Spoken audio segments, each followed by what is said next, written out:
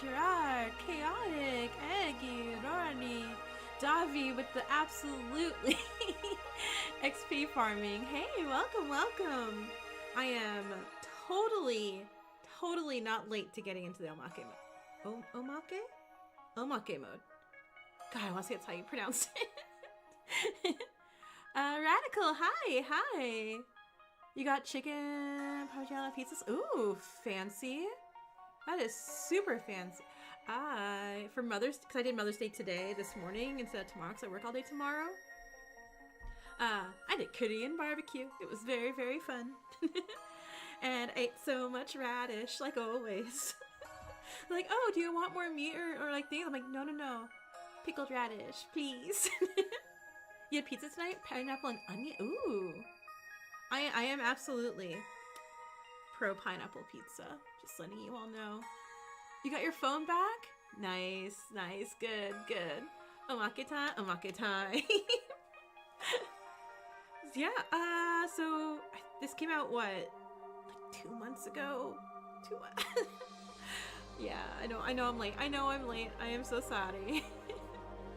I had to figure out time to get this done. So yeah, I'm not 100% sure on how long they are. So we're gonna get through at least 3 hours today. And then I'll see how many more I have left after that. Oh, cool.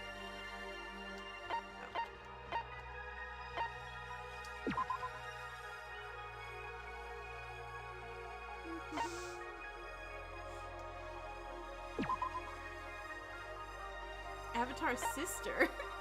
Wait, who do you want to... Hibiki? Oh, their last names. I do not remember how to spell their last names for the Hibiki sisters. Not Hibiki sisters. Otonoji, yeah? Something like that. Oh, goat, hi! Otonokoji. Okay, there we go. I vaguely remember, like, I just remembered Iraha's in this. And Iraha is one of my favorite characters. He was absolutely going to be on Fangan Island.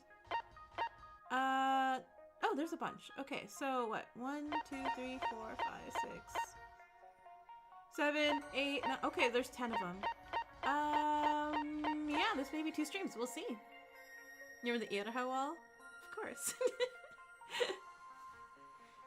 So yeah, so if anyone's coming into this brand spanking new, I'm assuming, as already this part 1 lists, one here, funeral service, there's going to be spoilers.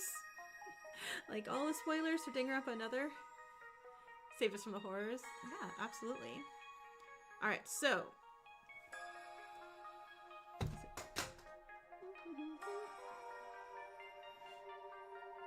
Does that help the camera? There we go. Let's start with being sad, and I feel like especially for Rory. Sorry, Rory. Do you want to view the story? I guess. How many spoilers are there? Yeah. Teruya Ootori, a finance executive at the Kisaragi organization and the 79th class student of Hope's Peak Academy. Although he himself never thought he was exceptionally smart, with his innate understanding of business and his mathematical talent, he rose to the position of the ultimate merchant. Oh my god, and Rory won. What perfect timing. After enrolling at Hope's Peak Academy and thinking that nothing but success lay ahead of him, he became entangled in an unexpected incident. He came to experience a hell where life and death hang in the balance. Now widely known to the public as the biggest, most terrible, despair-inducing incident in human history. As an experimental preliminary stage of that event, the killing school life imposed upon the 79th class. Ootori survived that hell. And definitely survived right after, too. Don't worry about it. No, he had survived. totally fine, everyone. Mr. Ootori. He really was a pitiful person. I know, right? After sacrificing so much for the organization, for him to end up going like this so meaninglessly. Heads up. The twins has a content warning? Okay, gotcha. I actually like Mr. Ootori quite a bit. It took place immediately following the Utsuro incident. After barely managing to apprehend the masterminds, the Kisaragi organization was preparing to return to their own everyday lives once more. As part of that process, they must bid farewell to Ootori, an executive of the organization who lost his life in this incident. Oh, he's sorry. The funeral of Ootori Teruya, attended by most members of the Kisaragi organization and those connected to them. However, beneath the surface, there were also voices and decks, mostly decks, that could not simply accept his death. The rumor. Is it really true? What? That the director abandoned Mr. Ootori? Hey, watch what you're saying. No matter what, do you really think the director would abandon a comrade? There must have been some reason for this. I believe in our director. Oh no, Kenjo too. Wait, I forgot. I love so many characters in the another series. But there's more than one argument about this that doesn't sit right. The way the organization operates now is definitely strange. The cracks are slowly beginning to spread. Detailed information about the Utsuro incident was not disclosed except to executive-level members, but rumors traveled fast. Even before the Utsuro incident, an unspoken faction already existed within the organization. This incident merely served as a catalyst that widened the cracks that had already been there. Take the warning very seriously. Okay, I will put up a pin when we get to that one. Oh boy, okay. Yeah, I'm a little worried too. After tremendous effort and hardship, the Kisaragi organization eradicated the worst criminals and protected the peace of the world. But far too much was sacrificed to achieve it. They ended up losing far too many things, great things that could never be replaced. It's only natural that the members of the organization would be confused in a situation like this. It was hardly unreasonable. The end's not just by the means. I mean, we lost a lot. Come in. But also, hi. I was like, we lost a lot. It's like, Teruya, sorry. They both still look great. Mekaru, this is unusual. Coming all the way here at this hour. Are you working immediately after the funeral? You know how it is. There's no such thing as time to rest. The director's office. Its plain, unremarkable chair and desk. The man methodically working through the mountain of piled-up documents is the director of the Kisaragi organization. Hope's Peak Academy, Class 79, the former ultimate police officer, Kenjo Tsurugi. Sorry. I missed Kenjo and Rei so much. Until just a few days ago, he had been in Utsuro, risking his life as he devoted himself to cutting off evil at its source, but as if he didn't even have a moment to catch his breath, he was quietly working through the paperwork late into the night. A woman who spoke to Kenjo without hesitation. The head of the Kisaragi Organization Intelligence Division, the former Ultimate Professor, Mekaru Rei. She's a fellow Class 79 member, including Ootori Teruya, whose funeral was held that day, and someone who survived the scarring battlefield alongside him.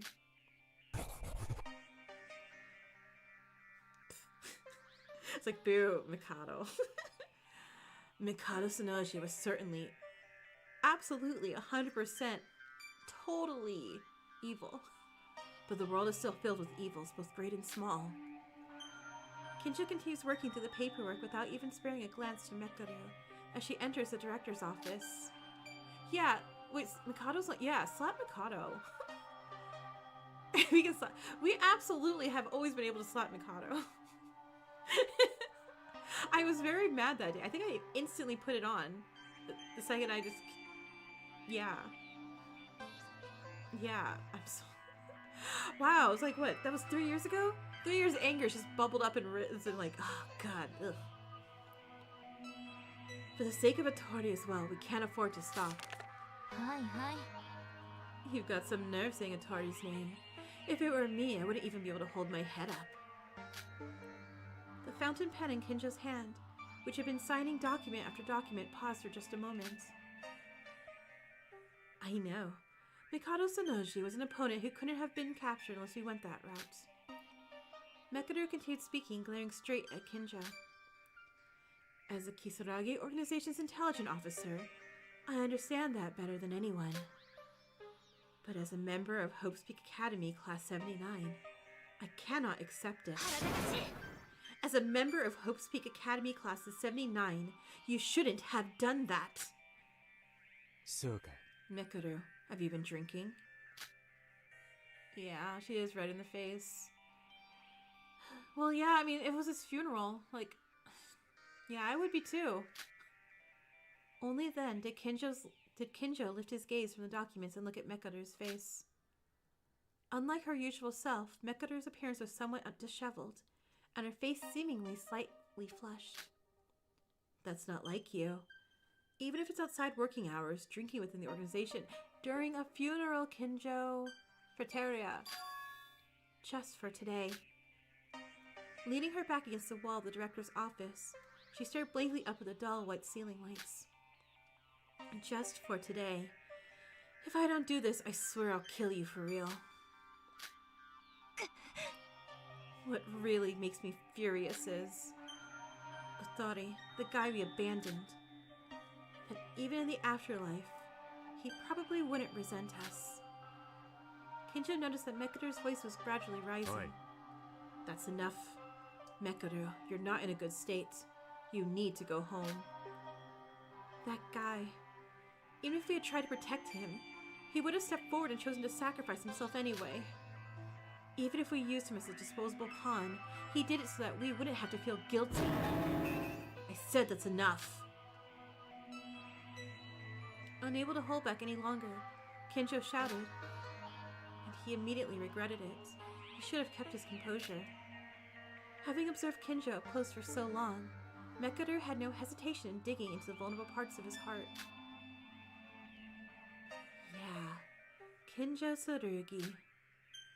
I came here today to tell you this. That Mekaru Rei, a member of Hope's Peak Academy's 79th class, no longer exists. The Mekaru who had been swaying slightly from the alcohol just moments ago suddenly shifted to a markedly serious tone. You're the same, aren't you?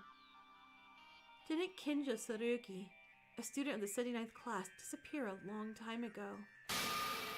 That's right, it doesn't exist anymore.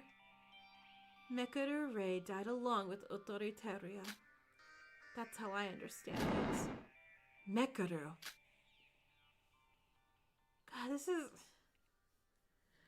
I mean, like, you know, like, I know, like, they're, like, taking over these roles and positions, you know, and they've done so much, but they're still super young. Like... Do we have therapy yet in this world? God, I hope we have some therapy for them. Kenjo kicked back his chair and sprang to his feet, but Mekaru didn't even blink. Alright. Listen carefully. These are my final words as a member of the 79th class. Oh. Being with you was the worst. I hope I never see you again. Didn't Rei have kind of a crush on Teruya? Oh, maybe? I don't remember. It was a while ago. I don't remember, but... Wait, yeah, that feels right. I feel like, yeah. Kenjo Tsurugi, you are a fucking bastard. Kenjo's crying on the inside. Kenjo didn't particularly care about being insulted himself. He also understood why Mekaru was taking this attitude towards him. Because it was something he had been fully prepared for. Because it was something that he had been fully prepared for the consequences. And because Mekaru knew that too. She came to him to see him the day of Ootori's funeral was over. But... I'm leaving. Starting tomorrow, please, take good care of the Kisaragi's organization head of intelligence. Director.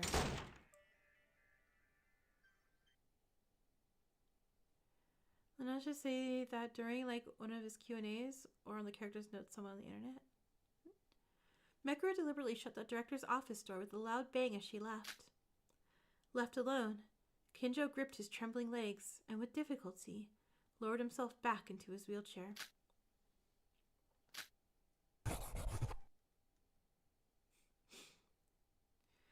Kenjo silently resumed on his paperwork. At a glance, he appeared so calm it's as if the conversation with Mekaru moments ago hadn't happened.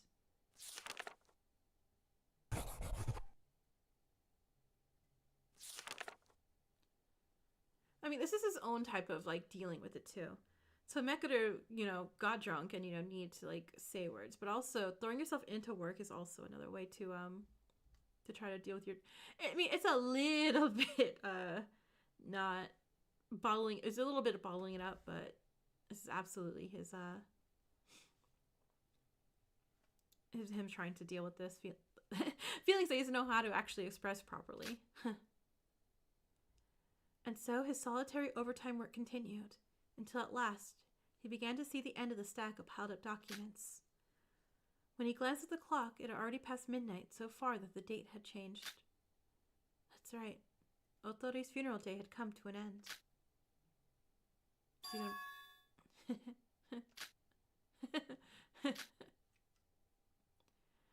Setting his fountain pen down on the desk, Kenjo lifts his head and stared up at the ceiling. He suddenly lets out a hollow, almost retching laugh, and then... Oh, okay, and there goes the bottle, kind of like bursting there. Great CG. There. He buried his face in her hands. He buried his face in his hands and wept silently. A side of him no one knows. One he only shows when he's alone. The bottle evaporated. Yeah. This is the side of Kenjo Tsurugi as a member of Host Week Academy 79th class.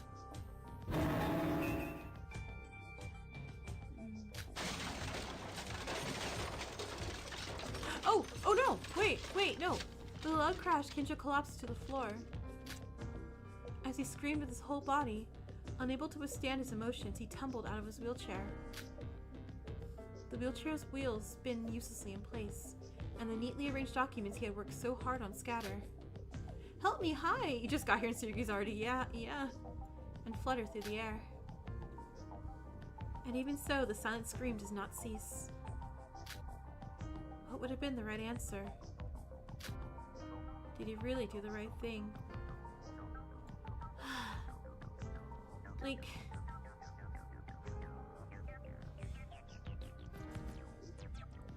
Yeah, I was gonna say, it's like one of those things where it's like, in war, like, what's the right answer? And stuff like that. Where just like, was it like, you know, like, all's well that ends well type of situation? Was it, you know, like, was it worth the sacrifice? Was there another option? Was there another, like, everything's like what ifs, and you just kind of, and yeah, and again, no therapy. Lady, hi, yeah. Was there truly no better way? Especially with someone like Teruya, you know, like, okay, so like, I know, who's a character we didn't care for that much? Okay, say he had to sacrifice Kanade, you know? It's like, oh darn, had to sacrifice Kanade to save the world. Honestly, I think you have to do that regardless, but you know, when you have to, like, he's avoiding his emotions. He can't avoid it right now. Right now it's just coming out. Your boy Yuki is having a happy life in this mode. He's having a happy life in Tomodachi. God, I'm so excited for Tomodachi Island. There was an idiot but lovable idiot. Yeah. Kenjo Tsurugi will never be able to escape these endless questions for the rest of his life. So I think what he's gonna be doing, because he said, Ray said that, you know, the academy student version of herself died with Teruya, where I think Kenjo is kind of more split this. So Kenjo is kind of splitting his personality into like two. Well, not personality. He's kind of like it's not disassociating per se, but as a director, he's gonna like bottle it all up completely, so he can just not, so he can function throughout life. Versus what he like kind of like puts aside as like, oh, this is the student me's dead also and separate, and that's gonna hold all of these emotions. Kenjo Tsurugi will never be able to escape these endless questions for the rest of his life. No matter how desperately he struggles to become better, the doubts only grow deeper. Oh, but now it sounds like he's gonna get worse. It's already too late to turn back, and it's a painful burden he has no choice but to bear on his own. That's why he can find in no one but Dex. Dex understand, but I'm not in his world. And screaming without making even the slightest sound is his only form of resistance.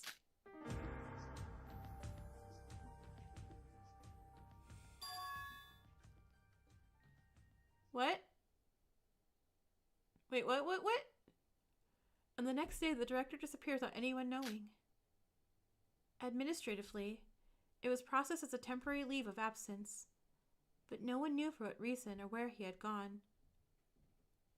On a healing vacation, yeah? Mekaru Rei took over the role as acting director for the time being, but it was hard to say that she was the same as before. From that point on, the Kisaragi organization was clearly beginning to tilt off balance. And in the not-too-distant future, the Kisaragi organization would face a major turning point because of a certain incident. It was a future that had yet to come, one no one knew. But when that time comes, it's certain that everyone will step forward to leave a record of it. A future that vast and monumental.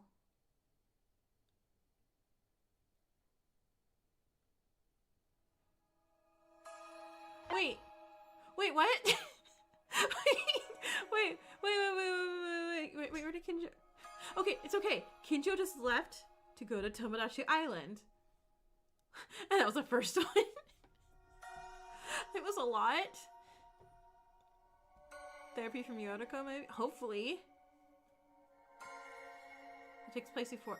after the events of 2, because, Teruya is dead. Adult Teruya is dead.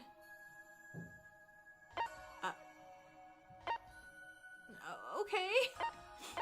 Wait. Huh. But give him back. Okay, file 2 then. Suspicious contact. The children of Utsuro struggled to find Utsuro's whereabouts.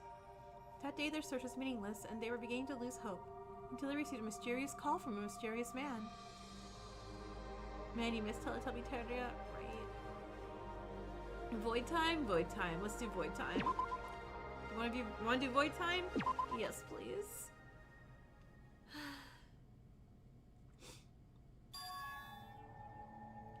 Become a king, Nikkei. That is what my father always told me when I was young. I don't remember any of the voices I gave anybody.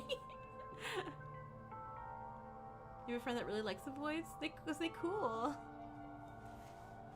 When I was young, our family was an ordinary middle-class family of 3, with nothing particularly special about us. My father overcame his background and became a major figure in the political world through ability alone, and as a result, he had fallen into extreme elitist ideology. Perhaps because of that, my father always said to me, stand at the top, trample others and climb higher. Silent, hey! To me, as a child, the concept of power didn't really resonate, but since I didn't particularly want to rebel against my parents, I accepted and followed my father as he was. However, my father's power did not last long.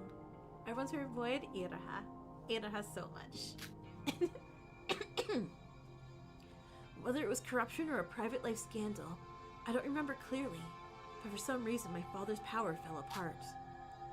Overnight, my father was treated like a criminal and vanished without a trace. My mother and I were unable to find out. Just not Mikado.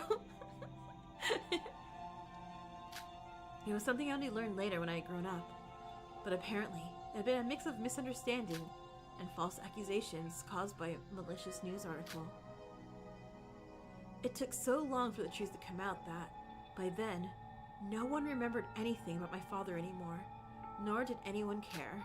Mikado. I didn't understand it at the time, but I think they called it guilt by association. My mother and I, who had done nothing wrong, ended up suffering all kinds of contempt and harassment, simply because we were the family of a corrupt politician. As a result, my mother, who had quietly trusted my father and supported him, eventually became bedridden from extreme stress.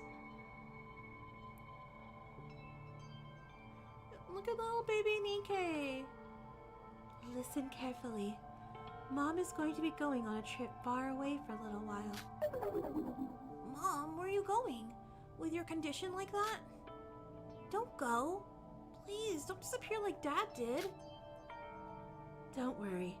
I'll be back soon. Dad will come back soon too. Right now, he's just gone for a little while to clear people's misunderstandings. When exactly is soon? Yeah, I can't say for certain, but just like Dad said, if our Nikkei becomes a king and becomes someone who stands out no matter where in the world he is, Mom will come back by then, so become a king, Nikkei. That's a bit of a high bar to jump for a child. Like, okay, are you royalty? No? Well, damn. With those words, my mother set out on a journey from which she never would return. Even as a child, I could understand that my mother had passed away. The words about coming back were just meant to reassure me. Even at my young age, I could understand that much. Why did my mother have to die? Why did my father have to take responsibility and give up his power for something he didn't even do? Only after losing everything did I finally realize that power carries both light and darkness. Time to go marry a princess or prince. Oh yeah, I guess Nikkei could do that too. Still a pretty dang high bar. Omake mode, more like trauma mode. And from the moment I began to understand that, my perception of power started to change. Very well. Isn't it fitting? The public denied our family, so it's my turn to deny all of you. Could be a metaphor for be your best self. Okay, but if it was be your best self and your parents will return and your parents never return, like, damn. That hurts too. Thus, after my mother's death, I let go of everything and became a journalist. I became a journalist and, just like what had happened to my family in the past, began to falsely accuse others and bring them down. Ironically, these actions elevated my reputation, and by bringing others down, I gradually began to draw closer to the throne. Baby Nikkei probably barely passed elementary school and he was gonna... Right? If I became a king, if I rise above everyone else by trampling over them, my mother might come back. Oh no, Nikkei, no. Okay, I didn't truly believe such hollow words, but at the very least, I might be able to fulfill my mother's final wish. With that in mind, I continued to aim for the throne and began walking my own path to kingship. This is a great photo, too, of Nikkei here. However, in reality, cruelly enough, not everyone could become a king. With an utterly ordinary talent, no matter how hard I tried, I couldn't win against those truly born with exceptional abilities. The truth was, I knew it, that I couldn't become a king just by writing articles that slandered and brought others down. The media industry was harsh enough that a child orphaned and barely attending school could hardly survive. No, I have to be the best. I have to become a king. My mother's last words had, before I realized it, become the purpose of my life. If I failed to fulfill them, my life would have no value at all. Whether this was a desire born from my personal vengeance or for the family I had lost. By this time, even I could no longer tell. God damn it, Utsuro. No! Just say no, Nikke, please, don't do it. It was probably around that time that boy and I met. It was a very brief encounter, but the boy gave me a special strength, so I sought to rise higher. Oh wow, Utsuro appeared! It says here Pokemon music. After gaining that strength, surprisingly, I began to thrive in the industry. I'm right behind you, aren't I? What I did didn't change. As always, I insisted on writing only articles that trampled on others and brought them down. However, unlike before, the strength I received from the boy alone allowed me to achieve what I wanted. In this way, as I made a name for myself as a young journalist, I experienced many events and changes. Of course, that fame didn't carry only positive meaning. To be frank, it was closer to a negative reputation. At first, since I too had a sense of guilt, there were times when I felt doubtful about my own work and even pretended to be virtuous. The same went for human relationships. At one time, I built good relationships with a few colleagues, and there were even juniors who approached me saying they admired me. Does it insinuate that divine luck can influence people's minds? Spooky? Yeah, I mean, there was like... I remember he talked about like the limits of divine luck. And it was a rather broad, very low limits on the divine luck too. But my trust was betrayed, and as I felt the coldness of the industry I was a part of, I gave up on even that. By the time I dropped the title of boy journalist, I had made a name for myself comparable to that of an ultimate level. The mysterious power given by a boy fully satisfied my desires and allowed me to prove my own worth. But looking back, all that remained for me was merely the result of having stood above others. Even so, I must keep rising higher because that alone has been the reason for my life from the moment I was born until now, and nothing else remains for me.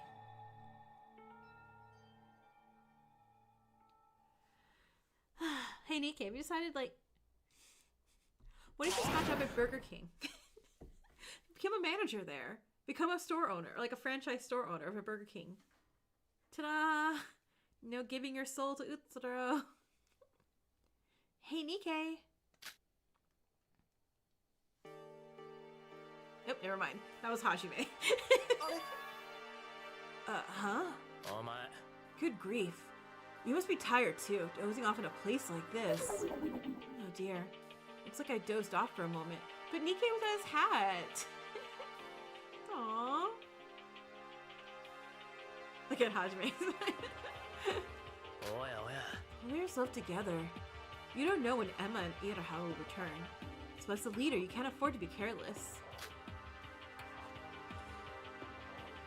You can have it your way, Yura. Yeah, you're right. Sorry. Those two still haven't come back? They're a bit late. I bet Iroha got lost and Emma went shopping. Exactly. If the information you brought is accurate, then it's certain that Utsuro has been in this building. Would it have been too difficult for those two to infiltrate on their own? Maybe it's better if I just charge in head on and take them all down. Hey, no matter how much the aftermath of humanity's greatest and most disastrous event lingers, it's okay to commit crimes so blatantly. If you end up locked up in prison, that would really be the end. Forget about finding Utsuro. You'd lose all your ridiculous luck in jail and die. I know that, but Gonna become more customer service. He's gonna lose it. Listen to me. Emma and Iraha will follow my instructions carefully. You just need to trust me and follow without any complaints. Yeah. It was you who gathered us and brought us up and brought the idea of finding Mr. Utsuro. I don't doubt that at all. However what? I'm talking about you, Nikkei. You believe Emma can infiltrate but Iraha? Aren't you pushing yourself too hard? Pushing myself? Me? I acknowledge your leadership, your information network, your ability to take action. I personally respect you for all of it. But how should I put this? It feels like you're too consumed by yourself. What are you trying to say? I'm not very good at words, so it's hard to express it clearly. But can't you be a little more open with us? We share the same goals, which means we're friends, comrades, right? Finding Utsuro and reigniting Tenno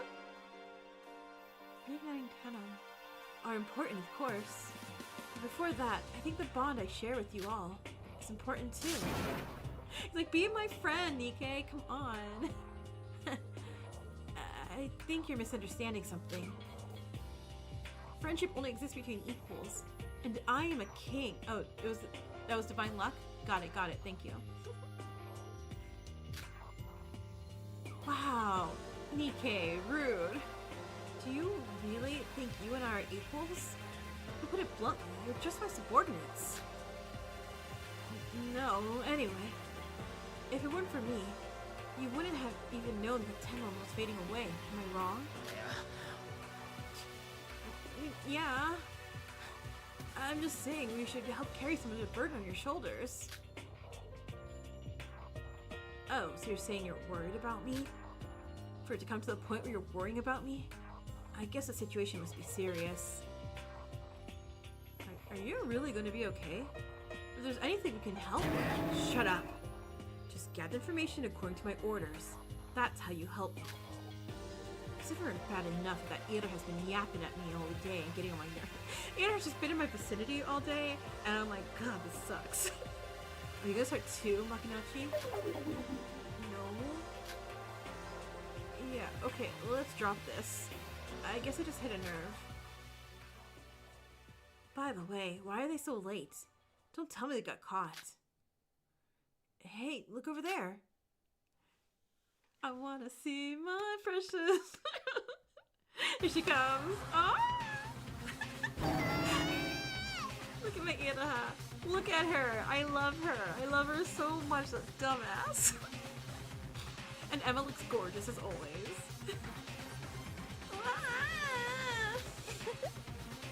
Oh, we failed. I guess we failed.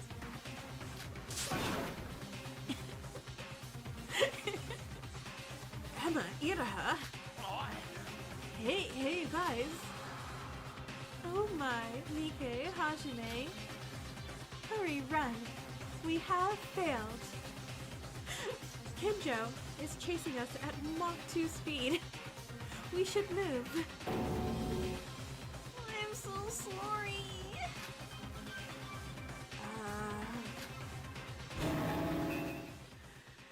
You idiots. The four men and women fled all at once, barely managing to shake off the security guards chasing after them. Mission failed. I know that everyone's like glow up in like art style and like look how gorgeous we all, and Ira's just like, wah. Something's wrong. Why is Hajime wearing a shirt?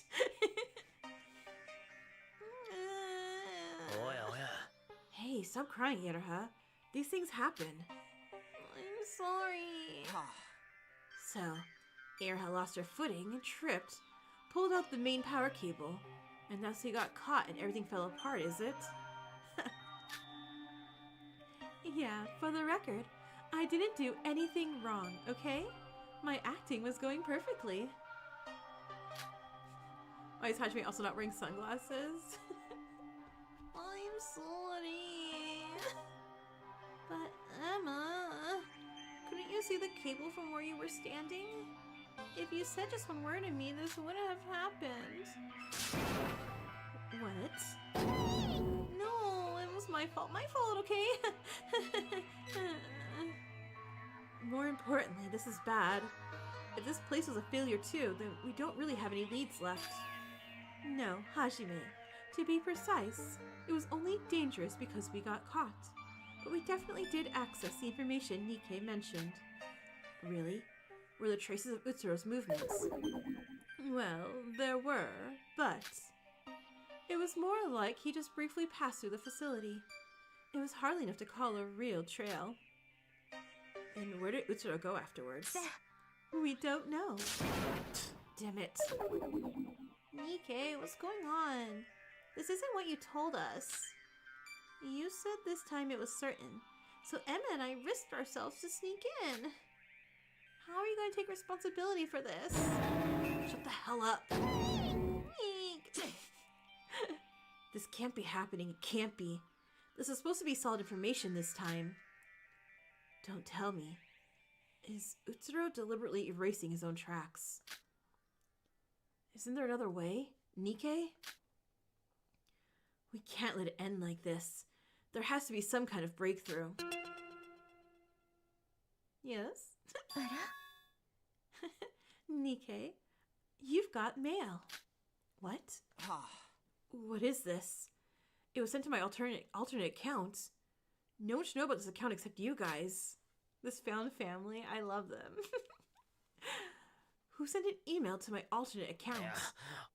No, everyone's right here. There'd be no reason to send an email. Doesn't it list a sender? Who's it from? Let me check. Wait, who the hell is this?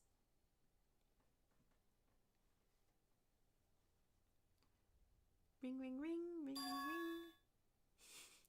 ring. Ugh, my day's got even worse. Mikado Sanoji's messaging me? Ugh. Nikki and Emma 100% the parents.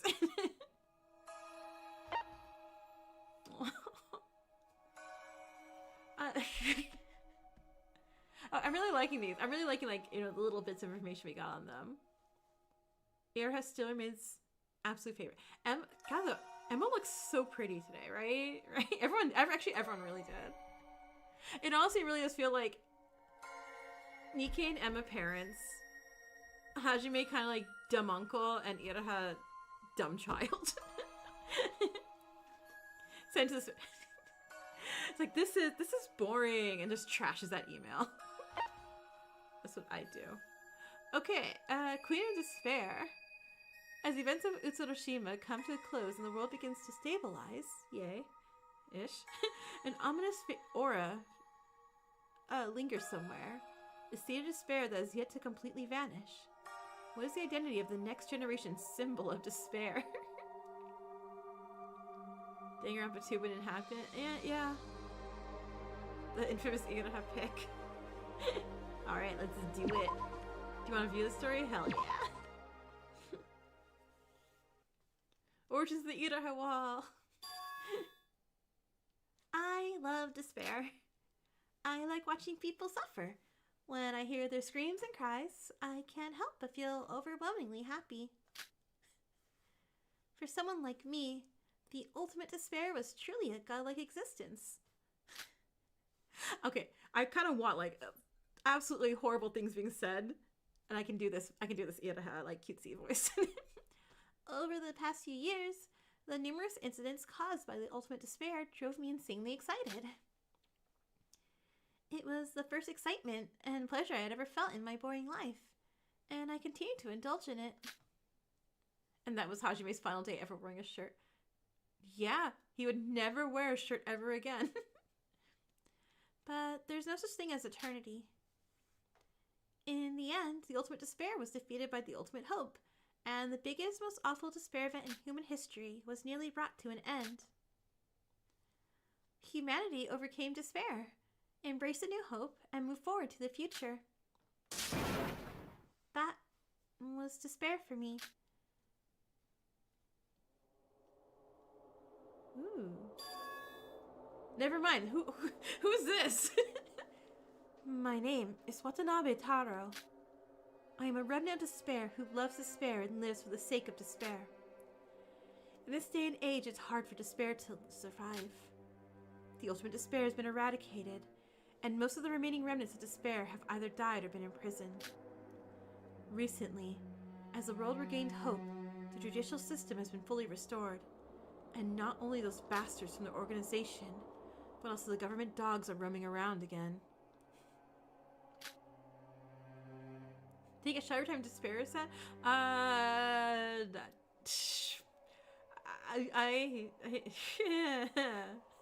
That's a lot. I cannot recommend this.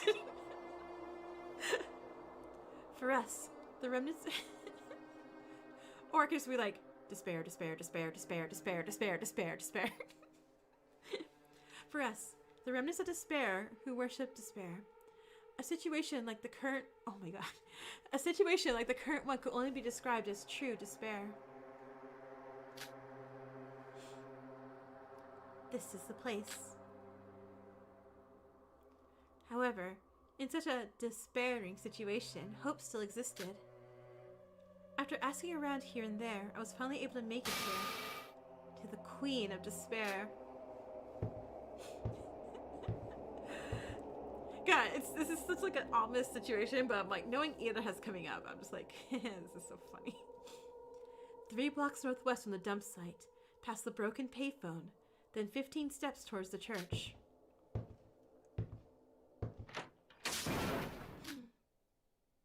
It opened, so the information was real. My chest began to tremble.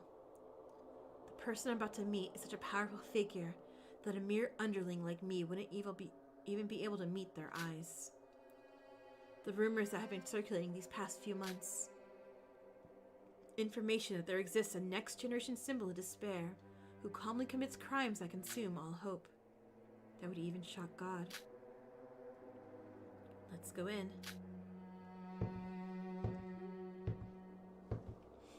A dark, dust-filled, worn-out suitcase.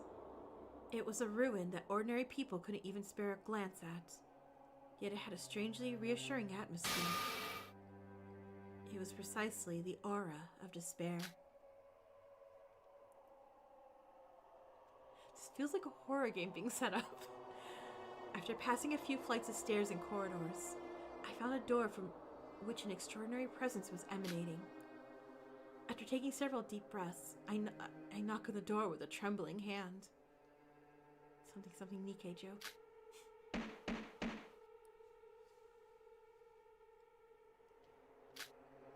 It's like the Makoto reveal from The Devil. Exactly.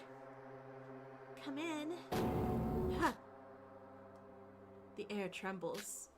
At first glance, it might sound like the voice of a cute child, but hidden within it is a dreadful aura of despair. Just by hearing the voice, I could tell I had come to the right place. Clutching my chest as it pounds madly without any sign of stopping. Soon, carefully, very carefully, I opened the door.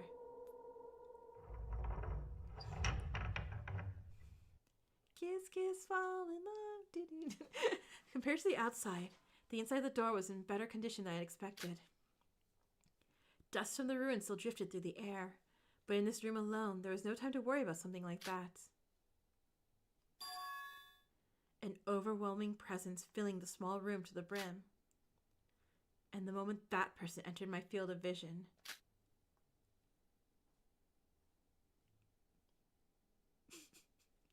I had no choice but to be overwhelmed.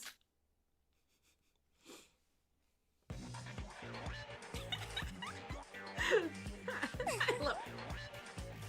Are you Watanabe Taro?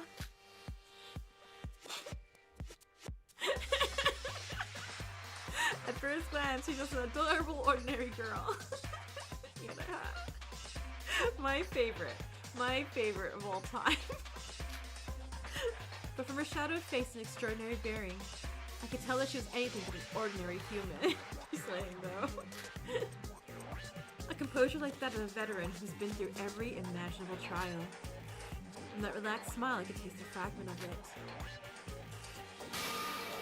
it. Yes, I'm Watanabe, the one who contacted you. For a moment, I forgot that she had called my name and simply stared at her blankly. And the zoom in! And the zoom in too! So this person is the next generation symbol of despair. Nijai Iraha.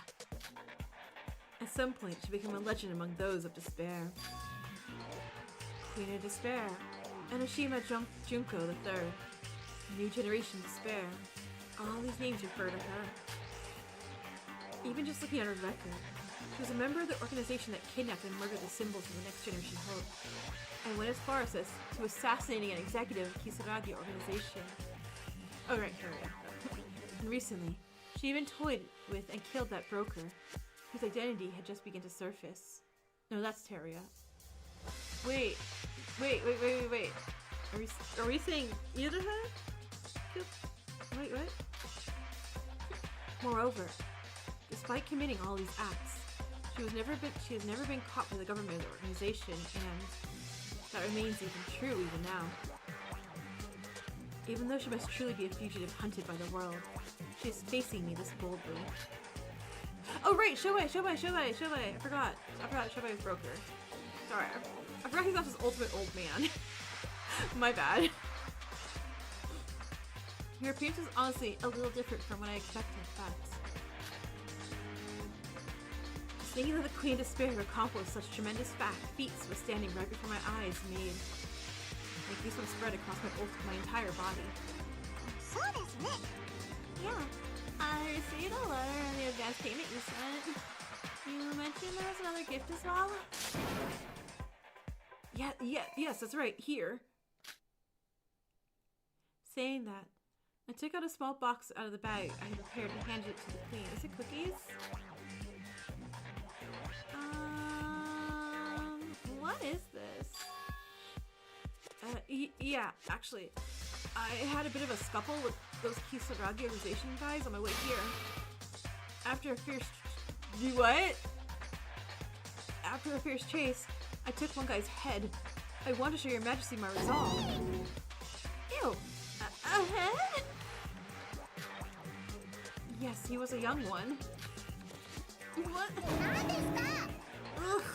You idiot! Who asked you for something like this? I'm sorry. And to think you caused trouble with the Kisaragi organization. Are you out of your mind? Coming all the way here in that state. What are you going to do if you've been tracked by the organization? That's... I'm sorry, I didn't think it through. She was absolutely right. I hadn't thought that far ahead. God, she's so smart and intelligent and has all the brain cells. I was so carried away by the thought of meeting the Queen of Despair that I nearly caused her serious trouble. If you're sorry, then you should show some sincerity, shouldn't you? Sincerity? You mean... Prepare 3 more, in addition to the fun sent today. 3 more? Can't you do it? And yet you still want to enter my service as my vessel. No, I can do it. It's a piece of cake. And bring cake next time too. There's an SUV prepared behind the building. Get in it and move out. For now, I'll have you taken to the hideout. One of the executives there will give you the details. That means mistakes can be made up for. Welcome to the new ultimate despair.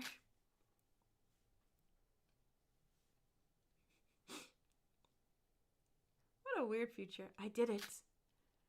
In this bleak world where hope devours despair, I finally met the mother of despair and became a child of despair. The hard life I've endured until now is finally over. Only today, at last, have I become a member of the new ultimate despair. No, bye.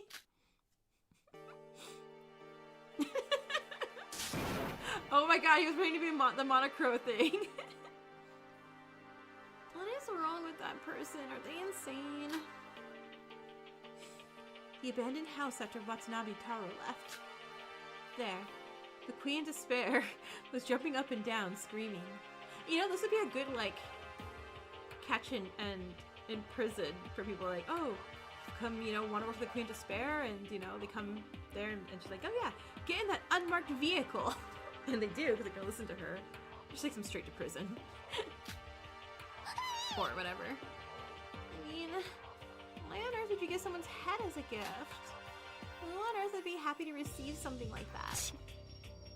If he were normal, would he have come to people like us in the first place?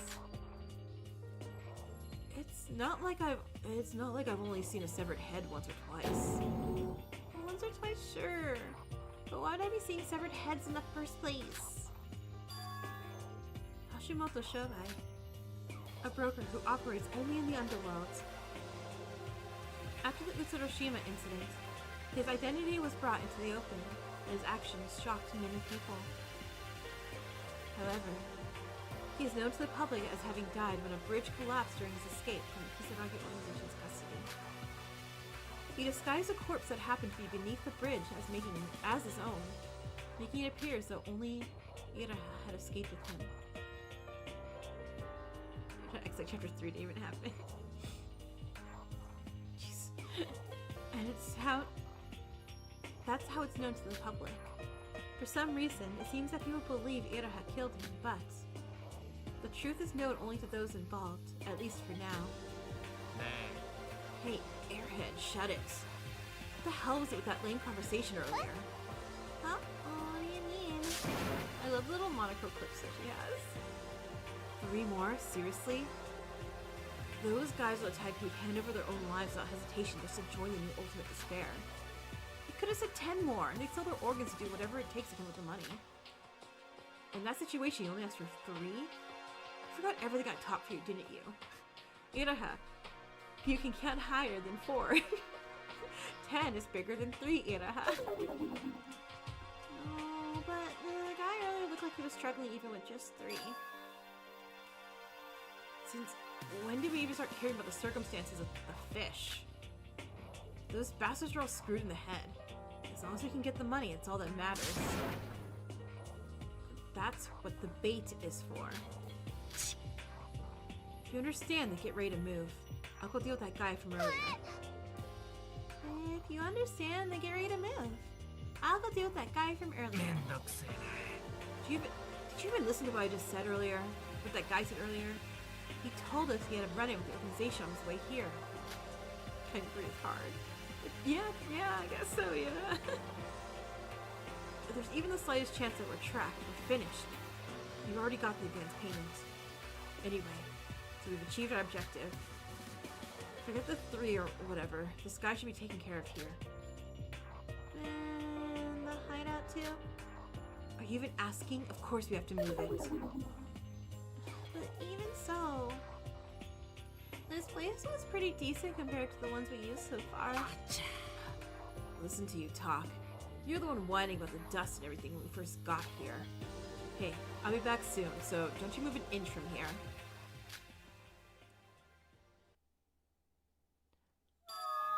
Wait, oh no, wait. That's so cute. Shobai? What? How long do we have to keep living like this? Next generation symbol of despair, Queen of Despair. Promoting some non-existent fantasy like the new ultimate despair. This life of squeezing dirty money out of the fish who bite the bait. Are you really satisfied with that, Mr. Hashimoto? もちろん Of course, I know that with our faces already known to everyone, this is the only way for us to make a living. And with the judicial system restored and the Kisaragi organization's power growing stronger, I know there's no other way. That the hair is herring for them both, right? But we survived, didn't we? We survived that hellish killing game. So someday this life on the run will end and we'll return to our daily lives as proper members of society. She's like, why are we stuck in deadly life? I want to go back to daily life, please. Right? So if it's you, Shobai, it's possible, isn't it? if it's you, Shobai, you could come up with an even more brilliant method. Hey, what exactly do you think I am? A genie? What? Huh? Well, the world's greatest villain who even backstabbed the infamous Mikado, maybe. Acha. Hey, Airhead, listen carefully. I don't know what kind of delusions you have about a guy named Shobai, but I've been living like this from the very beginning. Do you think trash like me has been living large and stylishly this whole time? Trash lives by doing trashy things. If you're sick of this crap, then as of today our deal is over. Wait, what? We've earned more than enough money, and with this much, I could lay low and run some other kind of business. That means you can stop playing the villain role you hate so much. No, that's not what I meant. I have no intention of working with someone who so clings to society. That's not what I meant. If you disappear, then I... Why are you so attached to me? You have it, don't you? The remnants of divine luck? But this is... You saw it back at the Daigyo Bridge, right? Yuki Maeda is still alive. By some stroke of luck. No one knows how it happened. Just like you used to look for Utsuro back then, you should try looking for that guy. How am I supposed to do this alone? Shobai, you can't use you adopted her. You can't get rid of her right now. Fuck. Why have I been sitting here dealing with this nonsense? The story is over. It's a waste of time. I'll take care of that guy from earlier from now on, so you can live or die on your own. Live or die, huh? Shobai, I was wrong. Please don't abandon me.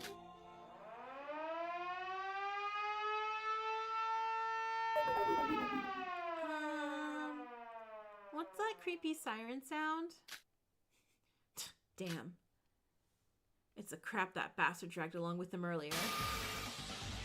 For ages from the organization.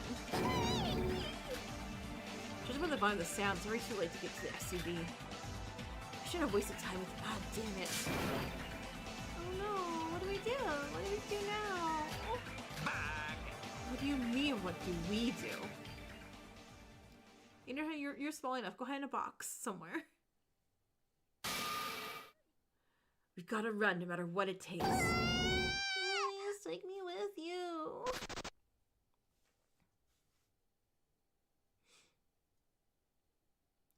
The sickening tale of sickening bastards. To get straight to the conclusion of this short anecdote, the two of them somehow managed to escape. However, because of this incident, it seems their trail became quite long. And even for Shobai, there was many restrictions. Or whether a deal was made again with Iraha, no one knows. The Queen of Despair continued to make appearances from time to time after that, together with henchmen in suits wearing crow masks. It seems their deal isn't over yet.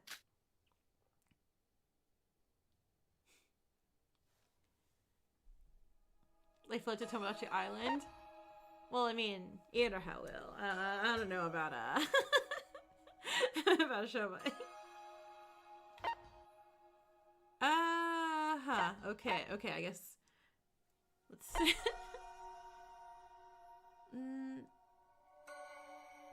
Guess who's next? I see them. If I just type in all the content warnings for the twins. And just do that. And I guess we'll pin that.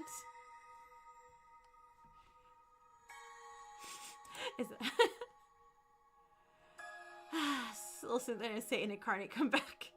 Yep. That? Okay, that's on there.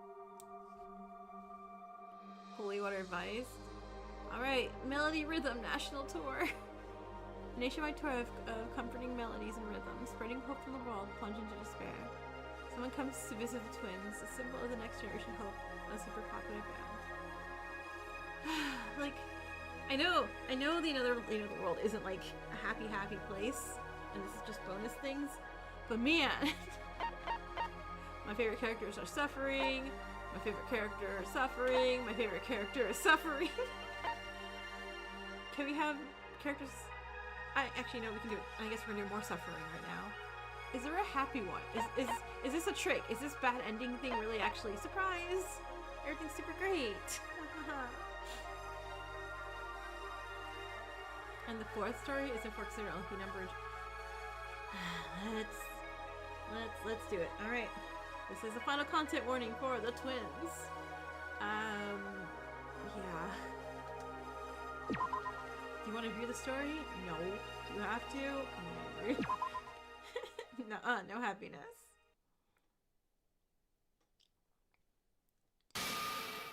All right, everyone. Let's.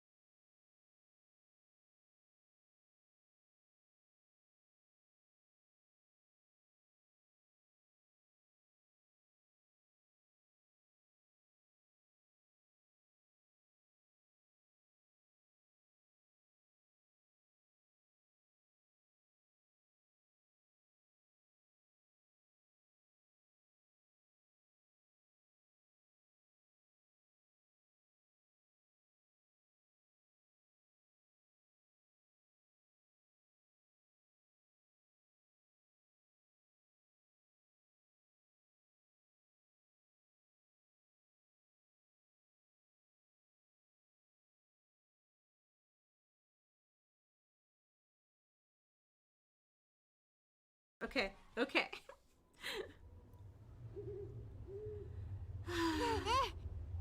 Kane, today's performance was so perfect, right? Oh, that was so much fun. Super high. You came at the right time. I'm scared. Yeah, I had fun too, sis. Tomorrow's our day off for the first time in a while, so we don't have any plans. What do you want to do? Yeah, they also look so adorable right now, and I know better than to think this. Should we go on a little day trip somewhere? Yeah, that sounds good, sis. Since we're already in Tohoku for the tour, we could swing by Hokkaido, soak a bit in the hot spring, then head on to Tokyo. Yeah, let's do that, sis. Alright, Kanade, you contact the manager for us. And by contact, we don't mean do bad things.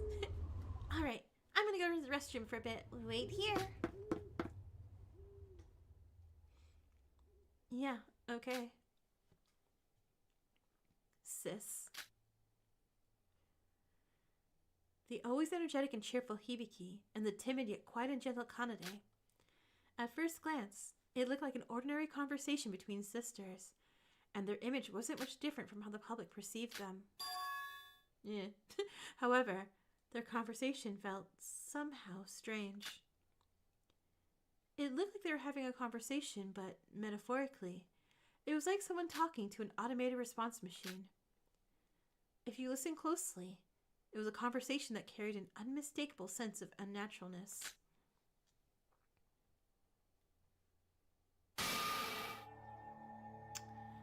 Hey Shobai! Well, there's probably no need to think about something like that. Sure doesn't say love for nothing. I don't entertain trivial doubts about the requests I receive. That's how I work. And it's both my belief and my value system. The target have been designated by Mikado Sonoji. This time, it's the twins from that famous band. Compared to the firefighter guy we kidnapped last week, this is definitely a piece of cake. Something feels off, those sisters. There's no particular reason. It's purely a gut feeling, honed through years of working as a broker. First of all, the older sister is far too defenseless if she is a celebrity. No, even if she's not, people these days are usually much more cautious. No matter what anyone says, ever since that incident, the world's complacency about safety completely collapsed. And yet, despite that, she's the so-called next generation symbol of hope. Her face is known to everyone, and still she shows absolutely no caution. Almost like she's an apex predator at the top of the food chain. At this rate, even an old yard dog would be more alert than she is. On the other hand, the younger sister has absolutely no openings of her own. It's strange. On this— oh wait, no. Oh crap, I keep forgetting who's older and younger. Hibiki's younger? Never mind. It's strange on the surface. She looks as defenseless as her sister, but how should I put it? Ah, there we go. Never mind. I know which one now. It's like there's an invisible killing intent about her. Hibiki's older. Right. Kanade's younger. Hence the killing intent. Got it. Is she really just an ordinary person? My instincts are screaming at me that attacking and abducting that woman wouldn't be easy even for me. That's why I'm tailing the twin sisters. If it weren't for this unsettling feeling, I would have kidnapped them long ago, without bothering to follow them first. They split up. Based on the information I received beforehand from Mikado Sonoji, and my own observation about the two, it seems they truly care for each other. In particular, the younger sister seems extremely attached to the older one. In that case, perhaps I should target the older sister first. No matter how extraordinary she may be, if her family is taken hostage, she's bound to show an opening. Shall we make a move now? We using you and me here, or are you and someone else here? That was refreshing. More importantly, this short is hilarious. I should go to a Kanade. Then, huh?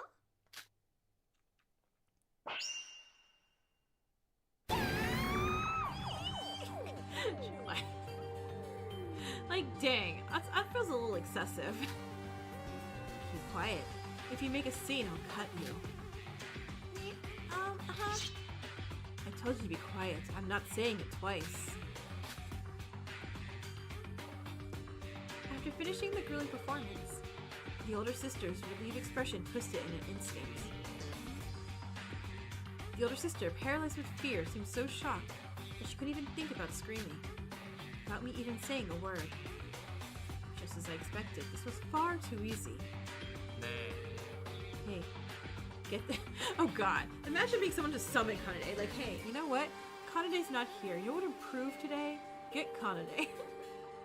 Get that younger sister of yours and tell her to come to the bathroom. Huh? Do it unless you want to die. Kanade! Are you going after Kanade too? Sir, what's your goal? I can give you as much money as you want, just please, not Kanade. I'm doing something ritual for the devil, right? I hold no grudge. This is just business. I'll give you 5 seconds. Open your phone and send an email or make a call. Kanade just like pulls out a knife from behind Shobai right now. It's just that one meme of like, you know, the people like having guns on people, and there's like always just one other person behind them. What the?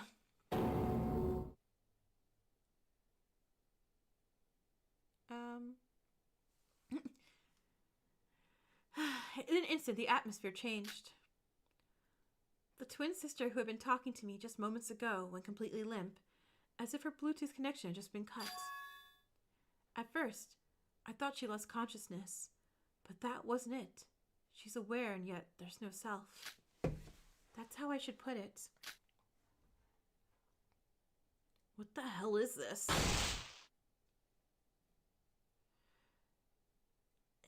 Shobai.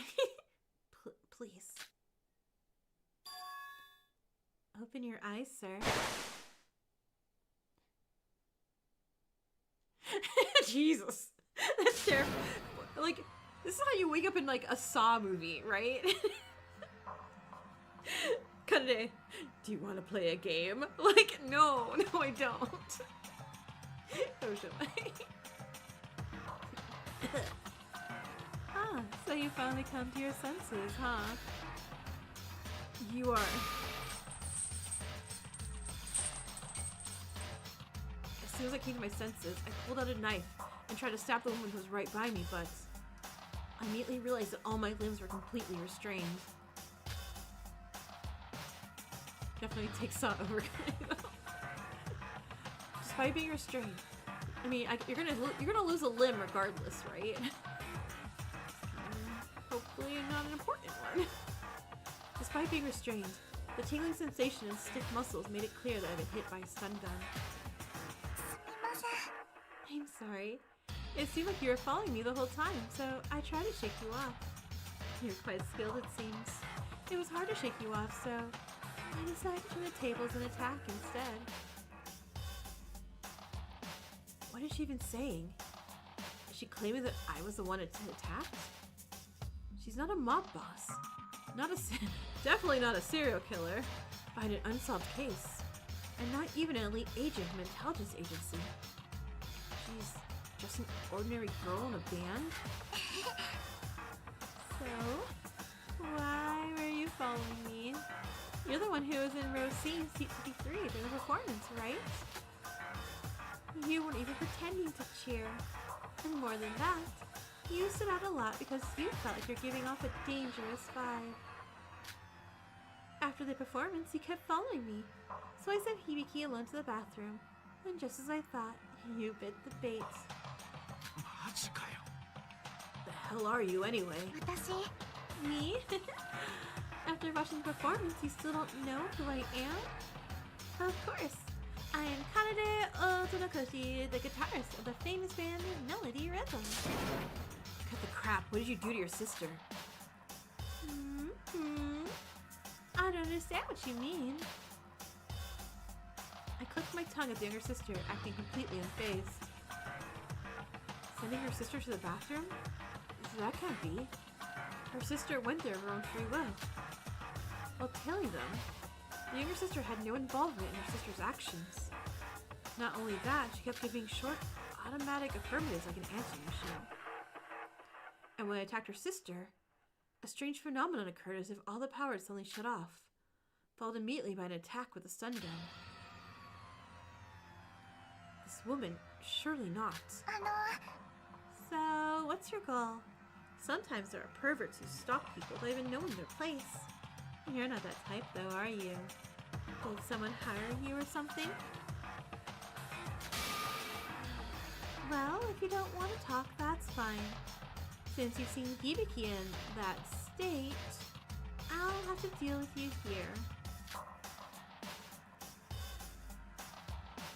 Okay. She's going to absolutely start taking off. She's lighting with a lighter, then she's probably going to chop a finger off real quick. After saying that, the younger sister began heating the sharp blade with the lighter. I was slightly hoping you might be someone who could give Hibiki a new kind. What? No, no, Kanade. God damn it, Kanade. Warning sign again. Warning signs. Since you don't seem like just some random person. What? Just like now when you threatened Hibiki with that knife. It's been a while seeing Hibiki so terrified like that. Ever since she became the next generation symbol of hope, all eyes have been on her, with all the precautions against dangerous situations. The chance to actually enjoy them has disappeared. I prefer the time of the greatest, most despairing event in human history. Back then, I even had to take care of Hibiki's diaper after all.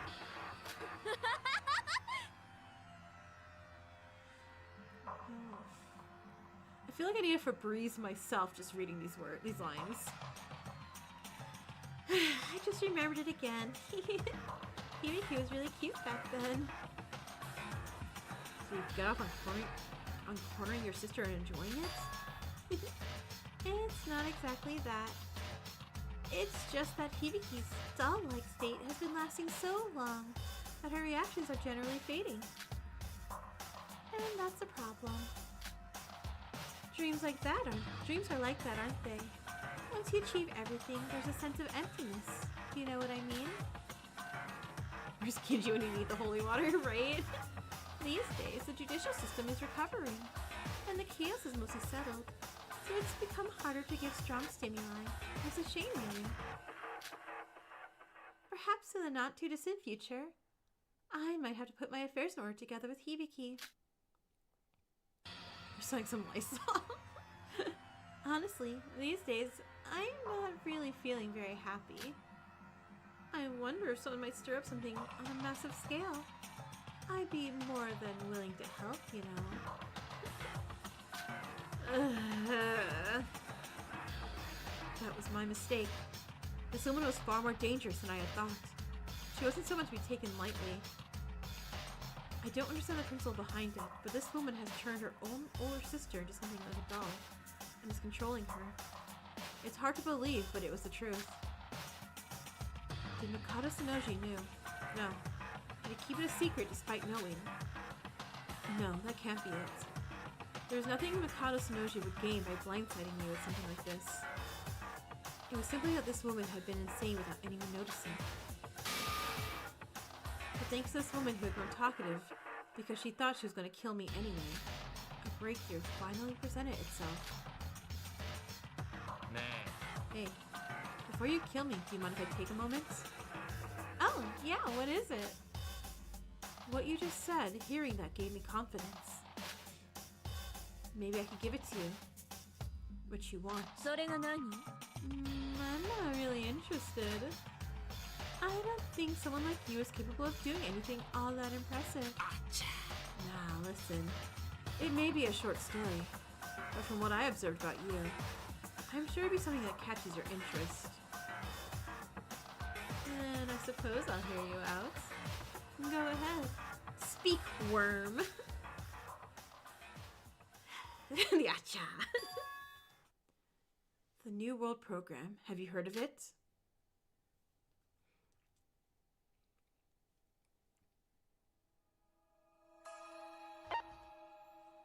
Okay, oh good. I'm glad that is done with. Like, scared me bad. Could have been worse for the twins. Oh, but I didn't mean message retracted. Now it looks like I did something bad. No, oops, my bad. Woo! Yeah. Really remind that Mikado didn't know Kanade was like that. It was like, oh dang, well, yeah, really, they're in there. But Shobai did know. Yeah, huh? Oh, you're right.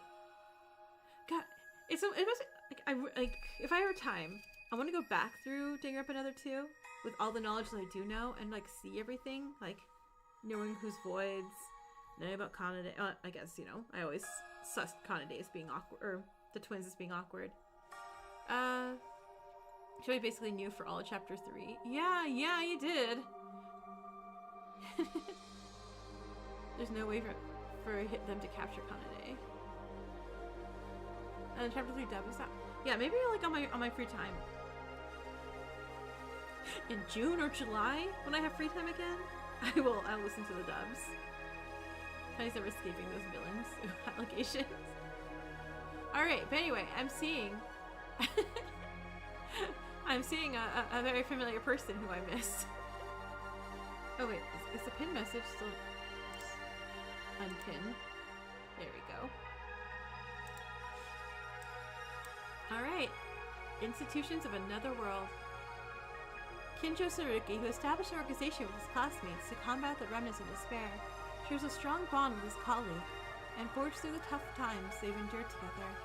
While their days are hard but fulfilling, Kenjo Saruki begins to sense a lingering problem. It's Google Translate boy. You know, I completely 100% always forget his name because all I could think of is Google Translate boy. Let's go.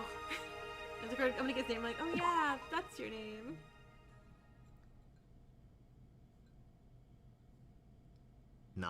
Super! Hey! Thank you! You actually called that? You said for literal years? It would make infinitely more sense for her to willingly join than be kidnapped. Yeah, yeah, well then yeah, you definitely called it because it does, yeah. Still can't believe I actually called if you like get a serial killer like and they're like, hey, do you want to go to a world where you can like, you know, do a murder, and if you do a murder and get away, everyone gets murdered, I'm sure they'd be like, hell yeah. But also, thank you, Super. I appreciate it a lot.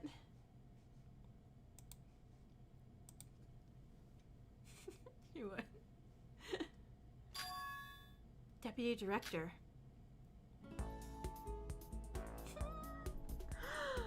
Look at that! Look at, oh my gosh. Precious. No. Huh? Oh, it's nothing. I think my eyes are getting a little blurry. And it's because I show I didn't know during chapter 3's memories weren't back yet. Ah, right. Right. Huh? Oh, it's nothing. Yeah, I think my eyes are getting a little blurry. Yamato Kisaragi! That's your name! That's your name, Google Translate boy, I remember. I told you, Kenjo. You're exhausted, aren't you? Wait, what is this? Wait, I guess it's before school? Yeah? So, tell Hara to let you take some time off. You've got amounts of unused vacation days piling up anyway. It's not that I couldn't use them. I just didn't. There's no time to rest in the agency. I've been doing overtime every single day as it is, cleaning up after you. I can't really argue with that. So why'd you call me Kisaragi? Whenever I talk to you, the conversation always ends up going off tangents. Oh, well, it's about that. It's nothing else, but...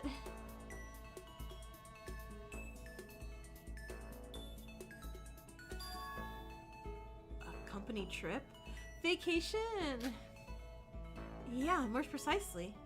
It's only for the executives from the 79th graduating class. At that point, it might be closer to a reunion, I guess. Oi. You know, have you ever thought about how the agency is supposed to function if all 16 of us are gone? Yare. Nah, it'll work out somehow. Things like that always do. More than that, I think we deserve to have a little more fun. Do you even remember the last time all of us gathered together? Do you even remember fun, Kenjo? Come on, Kenjo, fun. It'll be fun. Have fun? Huh? Honestly? So, I'm asking a favor, Kenjo. Could you go around and ask the others one by one if there's anywhere they'd like to go? Why'd I have to do that? Please. Fine, I got it. Huh, I knew it wouldn't be easy. In that case, I'll have to try another way. Huh? Wait, what did you just say? Kenjo Saruki, did you say you'd take a vacation? We're going to Disney World together? I said I'll do it. You actually agreed so easily, Kenjo. You were just gonna keep pestering me until I agreed anyway, weren't you? If that's the case, it's more efficient to just get it over with and go back to work. Kenjo, after all these years, you finally come to understand what kind of person I am. Okay, since that's settled, please do some investigating for me. At this hour, everyone should still be in their respective departments. Sure. I'll go at it, Director. Kenjo times? Thus, my investigation to the employees' trip destinations began. In truth, I already knew. The reason Kisaragi was making me do this investigation. Kisaragi had been dead set on getting me to take a break for weeks now. Of course, the reunion of the 79th class had meaning, but he probably also wanted to make me slow down even a little bit by having me do the investigation. I appreciate it, but the world still isn't fully recovered. I can't just spend my time laughing and fooling around with my colleagues. Wait, when are we? Wait. I feel bad for Kisaragi, but I should finish this as quickly as possible and return to work. Oh, good, no! What do you mean Mitch is gonna exist?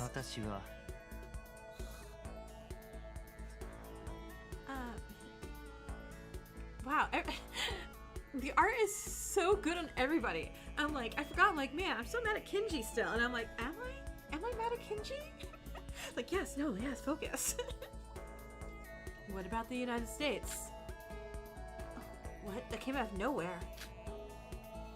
Besides, isn't future Mikako design is in the drywall? You're in the drywall. They look so good. Ugh. What if they make Mitch look good looking though? Like, no, please don't. Please don't. Besides, isn't going overseas a bit too grand? I'm not even sure the planes are flying normally. So it went back to normal operations a few days ago. No problem. So how about the Haneda airport? Nanda. She's smiling. Oh my god.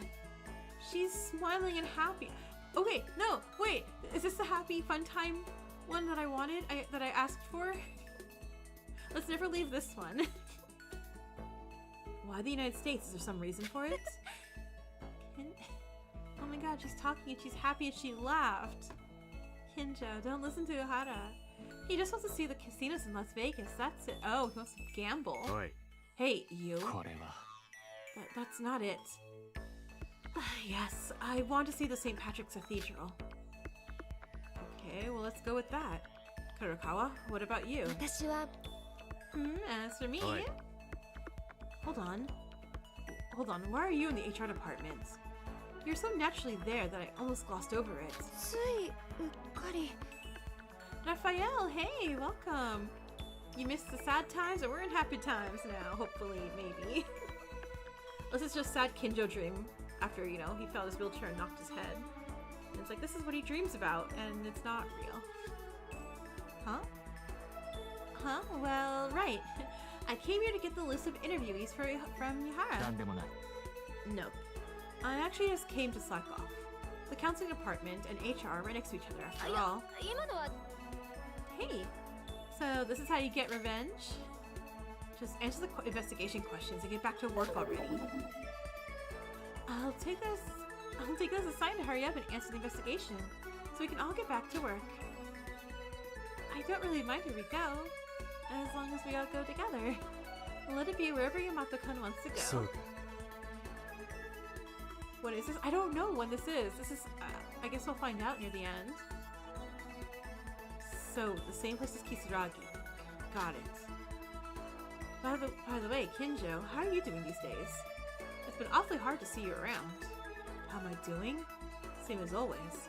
If I had more free time, I'd like to take a breather with you all, but... What? Kenjo saying he wants to hang out with everybody? What? Huh. Maybe that's why Yamato-kun planned the company trip in the first place. Because everyone is busy. So we can at least spend a little time together to relieve stress. Yeah, something like that. He's always been our leader after... I'm sorry, I just got a text from work saying, hey, do you know how to make a papier-mâché volcano? And I'm like, what? Am I gonna make one at my shift tomorrow? Okay. That goes for you too, Kenjo. Huh? The reason Kisaragi can lead us the way he does is because you're always there supporting him from the side. We all know that. Yeah. Yamato-kun always talks about you two and says he's so grateful. Grateful? I'm just doing what needs to be done. Anyway, like Ohara said, it was nice to see your face after so long. It does sound fun though. I do love my job like a lot. It's like I literally can do like almost anything in my job, it feels like. I'm not sure if we actually get to go on the trip. But if we do, let's use it to refresh ourselves. They're just different stories, and I don't know the explanation for the story.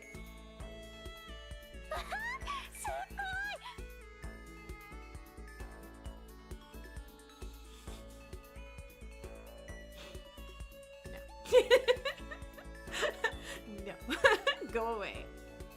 No. No. Times 1,000, times 1,000, times a million.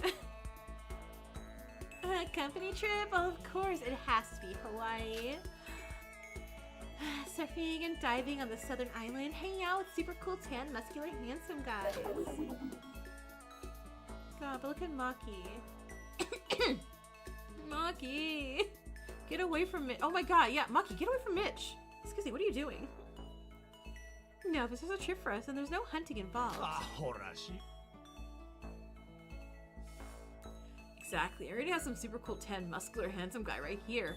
Me, Higa Mitsuhiro. Higa, before I decide to kill you, could you please never say something that disgusting ever again? Hawaii. God, the United States again?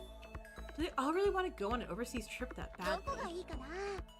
I don't really feel like dealing with overseas travel. How about we just go somewhere like Ota and enjoy the hot springs instead? Yeah, I agree. I traveled overseas like crazy during my playing days, so I'm pretty sick of it. God, I just spent so much time traveling. I'm so much better than all of you. You dreamless bunch. Kenjo. You know what I mean, right? Hawaii. Hawaii. Oi. If Kisaragi makes a final decision, I'm just gathering opinions. By the way, Maki, Higa, are you two getting ready to deploy? Was there an operation today? No operation, just standby duty. Things have gotten pretty peaceful lately, so we spend a lot of time waiting around. That's right, Kenjo. Tell these two off. They always come over to my desk complaining they're bored and just loaf around. What are you talking about? You're the one who calls us over because you're bored, Tamori. Kurakawa too. They're my friends, but they really just love goofing off. Oh my god, Kenjo says he has friends. God, we know this is just someone's like complete this like hallucination dream thing. Looks like Hirakawa's skipping on work too. But yeah, Maki's right. Things are peaceful. The administrative departments are always swamped, but for us, there's no incident. We end up pretty idle.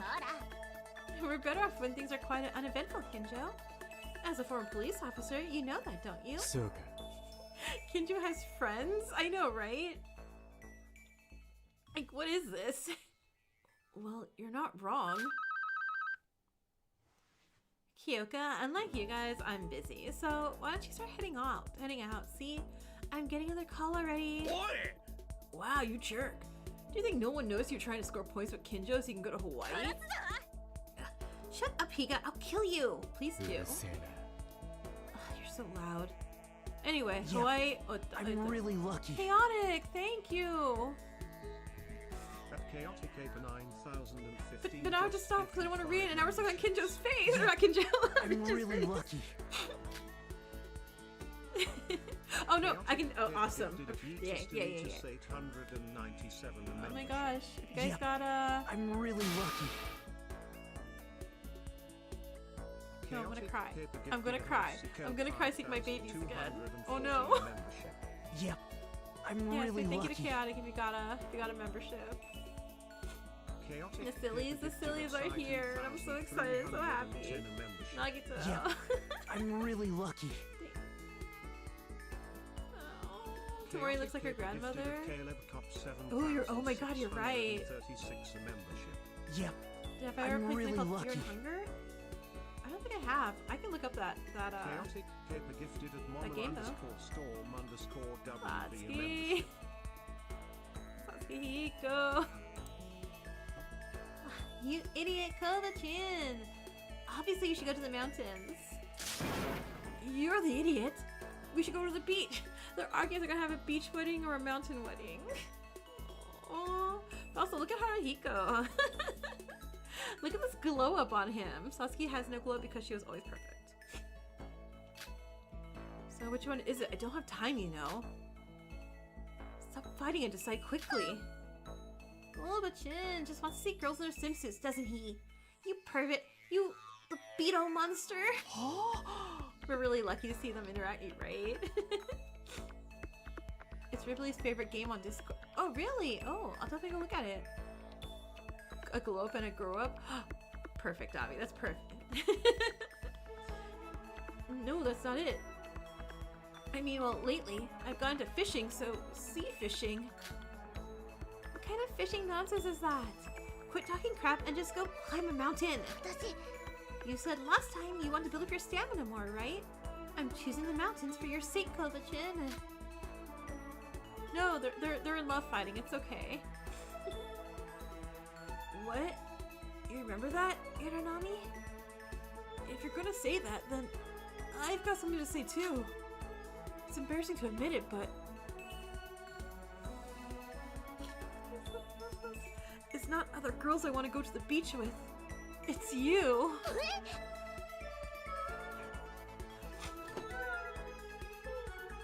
What did you say? Don't make me say it twice.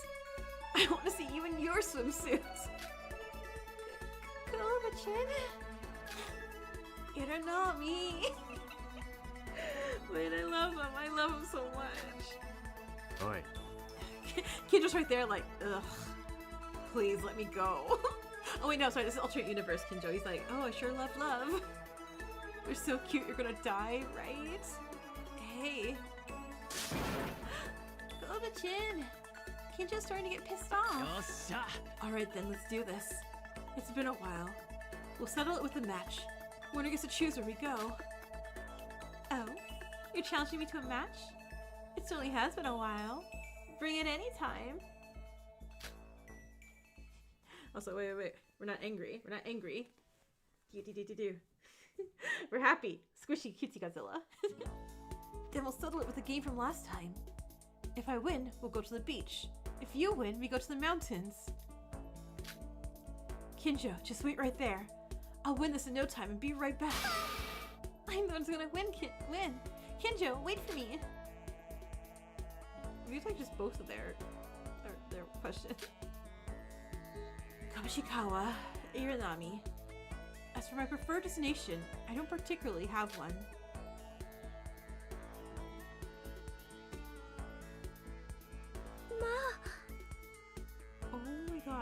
Oh my god. This is the future we could have had. Utsuro, if you didn't mess up, this could have been our future. Utsuro and Junko. I hate you both so much. We could have had all the nice things. We could have had nice things in the world. A company trip. Yeah, it's true. We've been pretty busy lately. Maybe it'd be nice to go on a trip somewhere and blow some steam. Get refreshed. But if all 16 of us are away, wouldn't that cause some disruption for our work? To be honest, we're already pretty busy as it is. I do want to go though. We could have found all these nice things in Mitch. Right.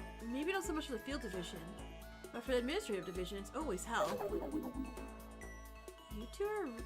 You two really are the only hope of the entire 79th class. You put all the way with Junko, Utsuro was just manipulated into spare good stuff? I guess. Still a little. Can I be a little bad at Utsuro? Just a little bit. But yeah, mostly Junko. That's true. Ugh, yeah. What are you talking about? No, Inori's right. You must be busy. So just tell us if there's somewhere you'd like to go. You won't take up much of your time. Somewhere I want to go? How about it, Inori? There are a few places that come to mind. I'm fine with anywhere, though. As long as I'm with everyone, I'm sure it'll be fun no matter where we go. いいぞ And Nori, I was thinking the exact same thing. Actually, me too. Just so you know, the candidates so far are Las Vegas, wherever Yamato-kun wants to go, Hawaii, with no particular preference. Oh, why does it feel like there's a lot of strange options in there? And they all sound like they'd be fun. By the way, Kenjo, where did you want to go? Me? You're part of the 79th class too, Kenjo. Of course we should hear your opinion as well. I haven't really thought about it. If I had to choose, Inori, Yamaguchi, I'd probably just leave it up to the others, same as you two. Are the three of us maybe a little too modest? It's something my father often tells me too. He says it'd be okay if I put myself first a little more. Even you, Ando, who says that, are someone who puts others first.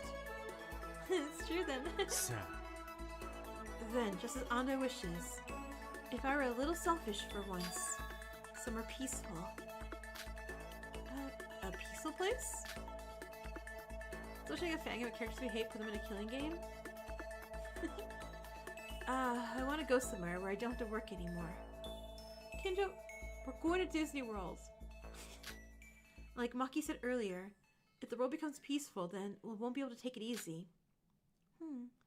Somewhere you wouldn't have to work anymore. That means... まさか Kenjo? Don't tell me you're planning to work even on the company trip. 本気か At least when we're on the trip, let's just relax and have fun.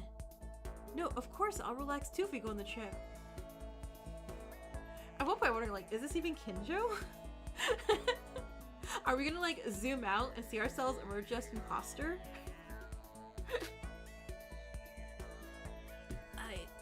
I just tried giving a slightly selfish answer to Inori's question about where I want to go. I feel like you may have slightly misunderstood the intent of my question, but that's あり okay. がとうございます Thank you for coming all the way here on purpose, Kenjo. If you ever get hurt, please make sure to come see me. Thank you, Kenjo. Oh, and a Satsuki won a battle royale? Nice. Some time has passed since then.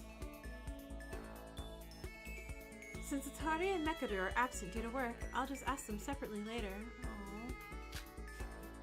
I see. That means the ones left are Hatano, Taira, and Maeda. So that makes 3 of them.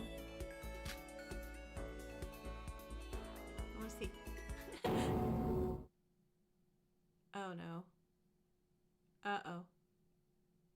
I think our happy fun times are coming to an end, everyone. I think we're gonna have some realism kind of hit us real bad soon. Ugh. 大丈夫 But I want to see. I love all these makeovers, so I want to see. Kenjo-kun, are you okay? 体調でも悪いのか Does your head hurt? Should I call Inori? No, it was just for a moment. What was that? Kenjo-kun, you're always pushing yourself. Maybe it really would be better for you to get some rest. そうか I was like, yeah, you're right, Radical. Like, Akane, hey, you did your eyeliner a little too much today. Not that I would ever tell a girl how to do her makeup. Maybe a bit off today. In that sense, maybe this company trip was a good decision after all. I hope it helps heal everyone, both body and そうだよ mind. ね Right? And so, like it, Kisaragi-kun, we should prepare something too. Oh god. I think our brains will explode if we meet Yuki then. Yuki. Quote quotes. Maybe? Quotes? I don't know. Tyra, your face. Huh? What about my face? Did I get something on it? No? Maybe it's just my imagination. So then, is there somewhere you two would like to go? でも If you put it that way... Yeah, actually. Ayami-chan. Ayami-chan and I already went on a trip together not long ago. そうか Oh, that's right. Was it Osaka? Did you have a good trip? あ Yeah, it was fun. A little embarrassing, but I haven't really traveled that much before. Akane guided me to various places, so I was able to really enjoy myself. traveling maid. I went to a lot of different places, though only within the country. But now that I think about it, I hardly ever been abroad either. Maybe going overseas this time wouldn't be such a bad idea. Do you know any foreign languages, Tata? Oh, no. Sounds like it turned into a trip or just trail on behind Ootori and Mekaru the whole time. I'm sorry, how many... wait, Mekaru, how many languages do you know? Ugh. Huh? Kenjo? 大丈夫 Kenjo? か Are you okay? Is your head hurting you again? だったら Hang on, I'll get the first aid kit. No, something's definitely wrong. Something feels off. I said I had friends earlier. What is this? The sense of unease. What on earth is it? Kenjo! Yeah. Yeah, Yuki's faces. I heard from Kisaragi. You're surveying destinations for the company trip, right? Kenjo, I've got to wake up now. We have to wake up, Kenjo. You... Maeda? Gome. Kisaragi asked me to help you if I could, but am I too late? It's like, Yuki! Maeda, your face. My face? What about my face?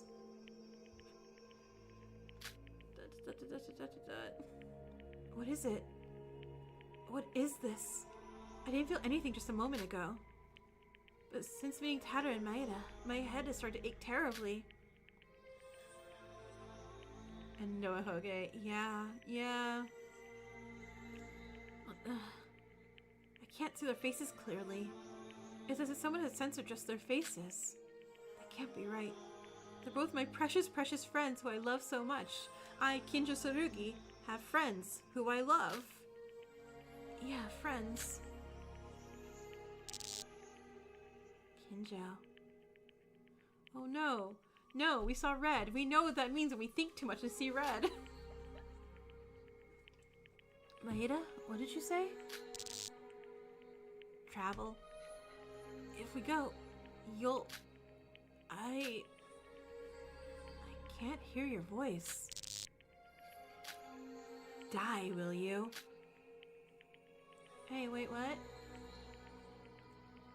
Ugh, my head. What were you trying to say, Maeda? Aren't you coming to kill me? Tsurugi Kenjo. But I had a nice dream. Everything was so nice. And then there was Mitch, but it was fine.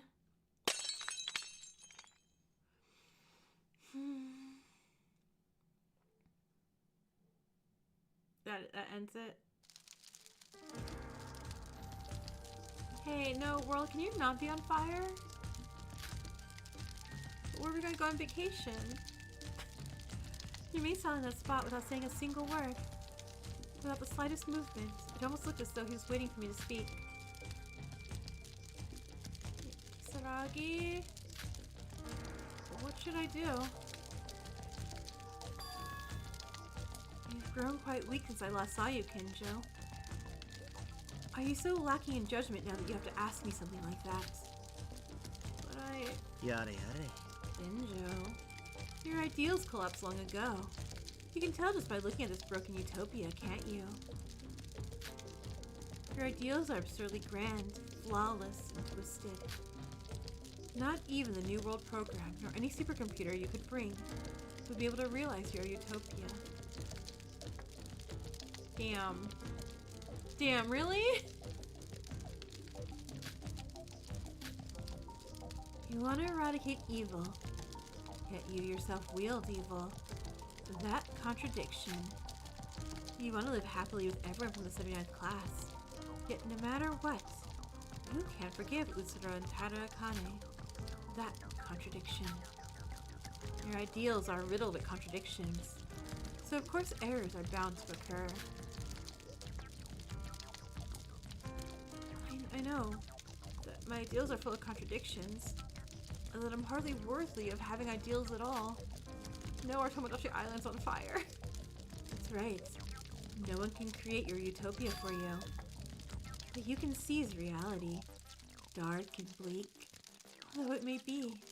A reality that only you can create. No, Kenjo. You've already made your decision anyway. You know you can't stop. And you know you can't turn back. In that case, the only thing left is to face forward and keep moving. Go, and bring that day to its conclusion. Saragi? Warina. I'm sorry. That's all I can ever say to you. Can you at least call me friend before I have to wake up from this? That day, back in the collapsing laboratory. If only I'd been able to say something different. No, that's not it. Thank you. Thanks to you, I've made up my mind. Is that so? It seems it's too early to go on a trip. Once everything's over, then we'll go. Once the killing game's done, we'll all go to Disney, okay? Together with everyone. We're gonna go to Disney World, I promise. Yeah, together with everyone.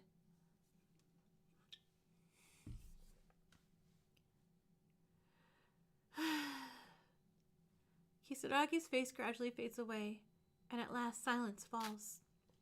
Yeah, a utopia is more than I deserve.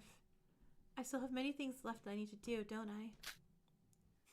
Where did our happy go? Let's return to the class trial. What?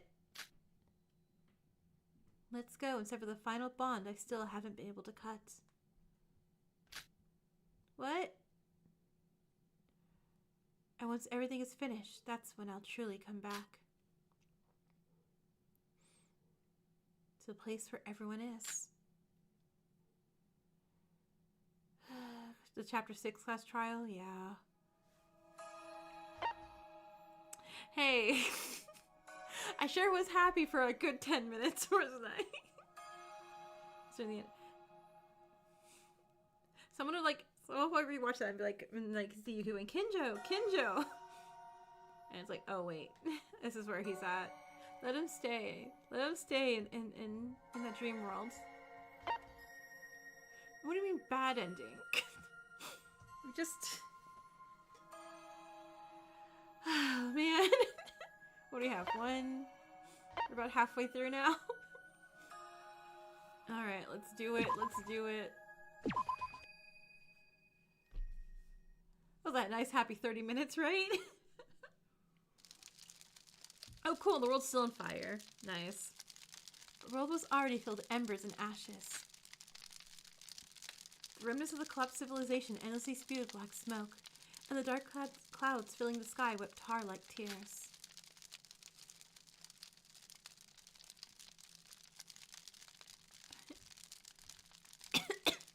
You're back? Alright, have fun. It truly was a hell that could only be described as the end of the world itself.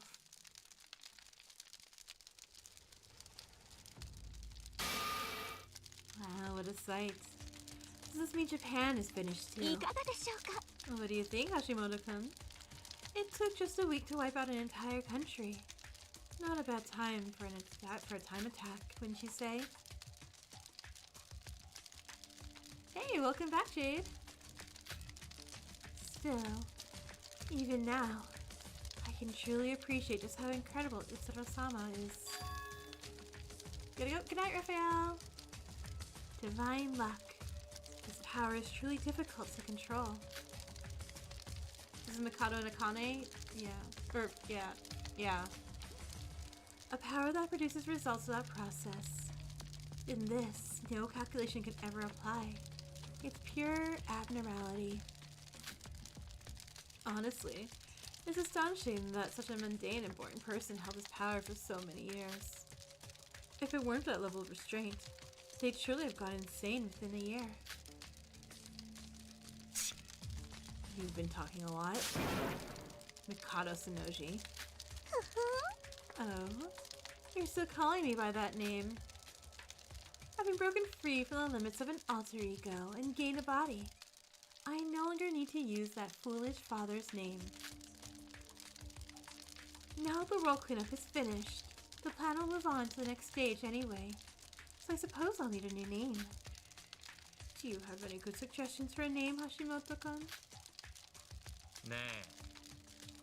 Why are you asking me that? You can just decide yourself. Well, aren't we business partners in a close relationship? It's only natural to ask your partner's opinion.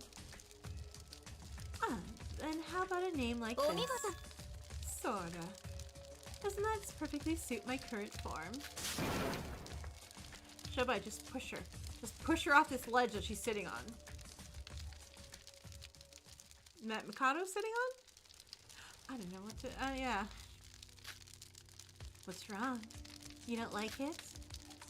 I see. Now that you mention Hashimoto-kun, you did think quite highly of Sora, didn't you? I never did.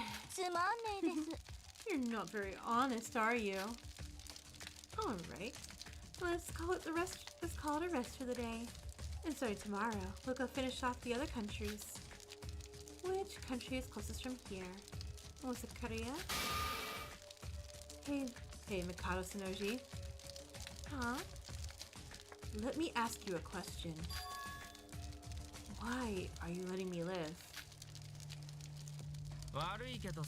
Your plans already succeeded. Now you've obtained divine luck and a body. You shouldn't need any more helpers. Even after gaining a body, why do you keep taking me along?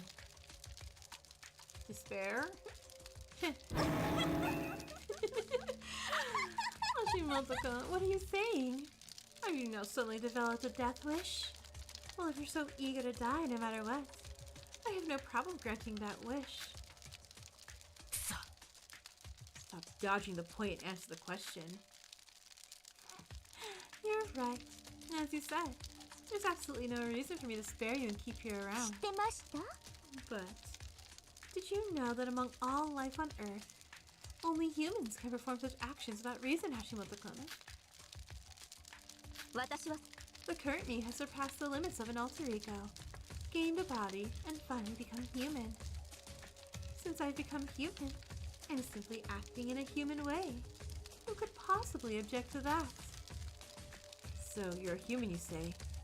Quit your bullshit, it's not even funny. Do you really believe that I'm lying?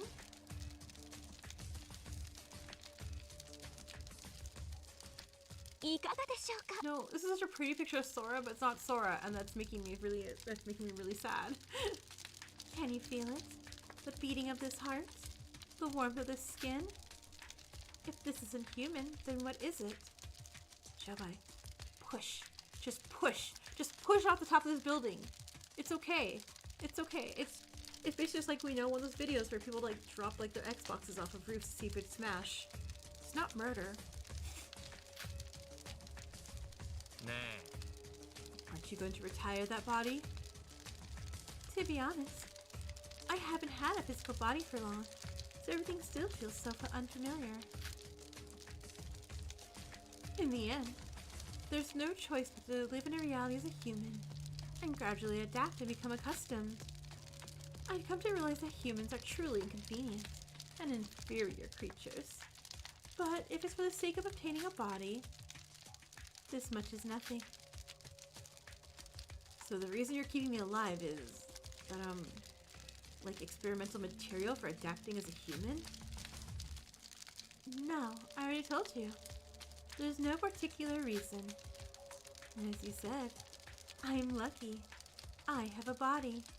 Even without Hashimoto, I can adapt as a human without much difficulty. If you keep asking why, it's simply because it's more fun this way. Thanks, I hate it. Gorgeous artwork, I hate it. I see. It's because it's fun. It's because it's much more fun when Hashimoto-kun is around. How should I put it? I'll never get tired of you. No matter what the people will say, you played a big part in helping me get this far. Personally, among the humans I've seen, you're the second highest rated after Utsuro. I'm confident of that.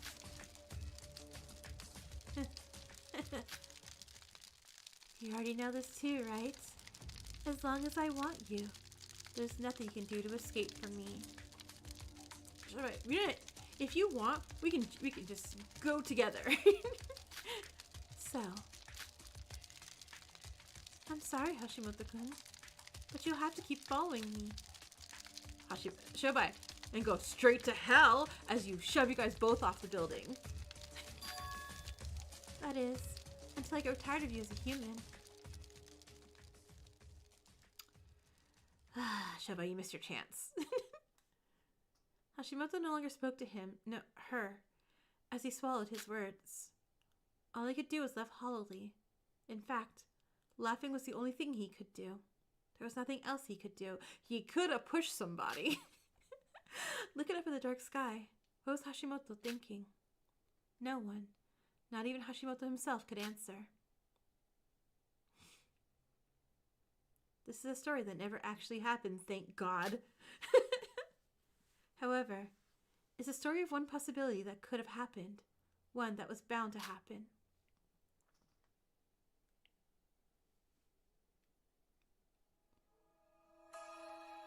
Oh, that's my short one. You know what's interesting is that Shobai wouldn't try to do anything different at all. Could have been a hero, right? Like, hey, it's the end of the world. Even though I know he always says, like, you know, he's a trash guy, he's a bad guy, does bad things, like, it's kind of a situation where it's like, well, sure, but the world is ending. Like, you can do a little bit, right? Like, or even try a little, oh, I don't know, I guess. I don't know, it just feels like, hey, like, do something, Shobai.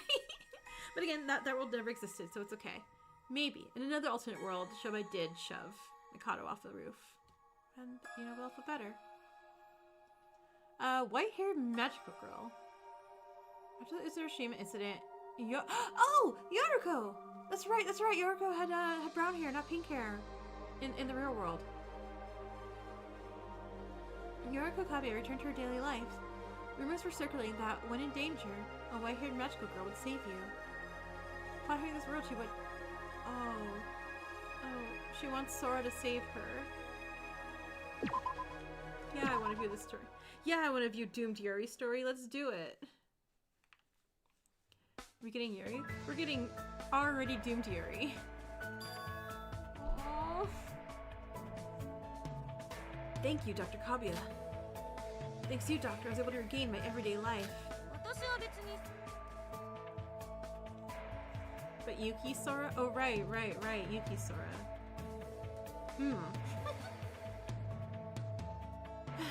That patient's you every day. Don't thank me. All I do is listen to your story. Overcoming the wounds of the heart was entirely your own strength. You don't need to thank me. Even so, you haven't listened to me, Doctor. I don't think I could have ever stood up again. Thank you, Doctor. Thank you. Yoriko Kabuya. Back when she was a student, she pretended to be older and worked as a hostess. However, she had a natural talent for listening to other stories.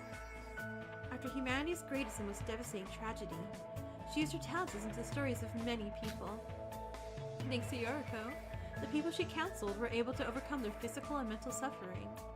Aww. Having treated countless people— oh, thank God. Yoriko, the hero the world doesn't deserve, but is very, very grateful for and loves.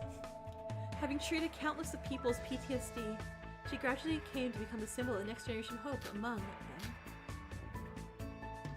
And because of that, she became entangled in a certain incident. It was a horrifying experience that Yoriko herself never wanted to recall. Yet, it was an experience she could never forget, one that completely changed her life. Through the countless connections forged in that incident, Yoriko grows, faces despair, and learns many things. As a result, she survived that horrific incident, and even now, she uses that experience to heal people's minds.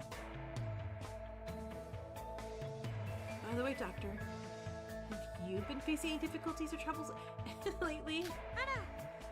Difficulties? Well, for me, Every day is the same. That kind of thing shouldn't happen. If you ever find yourself in trouble, try asking the white-haired magical girl for help. Because a miracle might happen. The white-haired magical girl. What's that? She's quite famous these days. She suddenly appears in front of people in trouble, helps them, and disappears. She causes phenomena that are completely impossible to explain scientifically. So at some point, she earned the nickname Magical Girl. A white-haired magical girl who causes a phenomenon that can't be explained scientifically. Well, I think it's half-exaggerated rumors, but everyone just passed it around as a joke. Still, there's definitely someone like a random volunteer who goes around helping people. There's quite a few eyewitness reports. I see. Doctor, what's wrong? No, nothing. Anyway, shall we wrap up today's session? You don't have to take the medicine I brought unless your condition worsens. Yeah, thank you.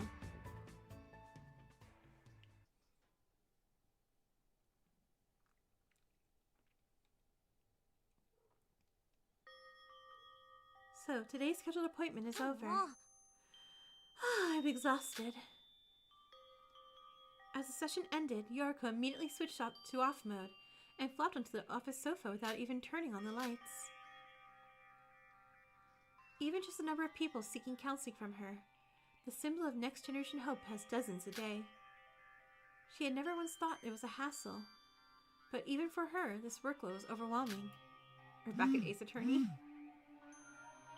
Yoriko's smartphone vibrated, signaling an incoming message. Yoriko rolled over half-heartedly, fumbled to pick up her smartphone, and checked the screen.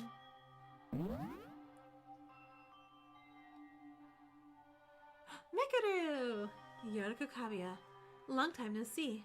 This is Rei Mekaru, acting director of the Kisaragi organization. Ah, okay, so Kenjo's still missing. Got it. I'm leaving this message to discuss the restoration work on the New World program and Mark II. We are currently testing a process that extracts only specific data within the program, but since the data volume of the New World program is so massive, we haven't obtained any meaningful results yet. However, since the basic design direction is being established, we will mobilize information team personnel and make a little more effort, so that we can inform you of positive results as soon as possible. Thanks. Below that, there is also a long message left by Rei, but Yoriko closed the message window without reading further. Sora, are you still there? I wonder what you might be doing by now. I miss you so much. After the incident that day, Rei would send messages like this every time in order to keep the promise she had made with her own words. But honestly, it doesn't seem like there's been any progress. It's not even certain whether they'll be able to meet again before Yoriko's lifespan comes to an end. That's why Yoriko tried to hold on to any hope. But don't go to despair and deliberately buried herself in work in an effort to forget, but as expected, there was no way she could forget so easily. It wasn't only Sora. After the incident that day, Kaguya gained many things, but at the same time, she lost so many things as well. Then when Sora gets back, she will live in Yoriko's phone like a Tamagotchi. Wait, yeah, that'd be... The precious friends either couldn't make it out into reality, or they disappeared from sight. As for the others, as for Iraha, they were criminals not even worth dealing with, and she couldn't feel at ease with the organization either. That's why, although Yoriko received a scouting offer from Kisaragi organization, she turned it down and returned to her current position. You could say this was Yoriko's own PTSD. She survived the horrific murder school trip, but its aftermath left Yoriko with deep feelings of loss and lasting scars. The reason Yoriko continued with counseling was because, while treating her patients' wounds, she also wanted to heal her own. It was then, suddenly, something she had heard during a counseling session just moments earlier flashed through Yoriko's mind. The white-haired magical girl. The white-haired magical girl. Yoriko immediately logged into social media and began searching for related information.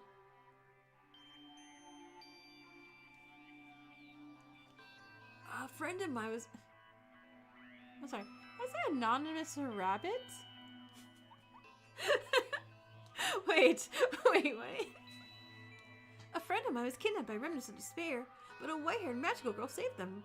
For some reason, the despair's guns misfired. A lost child was crying, and a white-haired magical girl made a balloon out of thin air as a gift and helped find the child's parents. The roads were severely jammed because of heavy snowfall, but then a white-haired magical girl appeared. The snow all melted as if by magic. This is real magic. Anonymous sheep, okay? The rumored white-haired magical girl is incredibly beautiful. There's a photo in the thread. This is... yeah. Aww.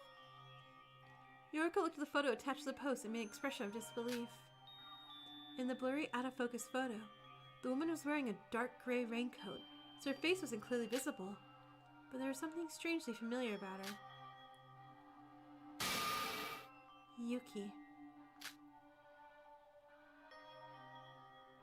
Yoriko knew the identity of the white-haired magical girl. No, he was a friend who had once shared life and death struggles together with him on Utsuro. It was Yuki Maeda. The real body of Sora whom Yoriko longed for. Yuki Maeda residing within Akane Tairo's body. This matter is entangled with an immense web of cause and effect, so no one other than those directly involved knows the truth about it. Yuki deserves so much better. Yeah, but at the same time, this is better than, the alternative. So, yeah. No, perhaps even the ones involved don't fully understand it themselves. That day, right after emerging from the New World Program Mark II, Yuki suddenly vanished without a trace. There was absolutely no reason for him to run, yet neither the Kisaragi organization nor Yoriko knew why he chose to disappear. According to Rei, he showed himself only once after that, when Hashimoto Shobai and Ira had escaped, but after that, no one saw Yuki again. He's supposed to be happy, yeah. But now, of all times, in a place like this? Yoriko's heart began to race. What had happened to Yuki? And why was he wielding a power so close to divine luck? The very power Sora once said she would take responsibility for. Perhaps it wasn't even certain whether the one who fled back then was truly Maeda. Not a single thing was clear.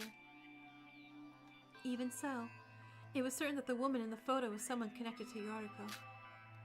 If she could meet him, he might be able to finally untangle the knot that had tightened in her heart since the incident. Even aside from that, Yuki was a precious friend to Yoriko. There was no way she wouldn't want to see the comrade who had overcome hardships together with him and returned to reality.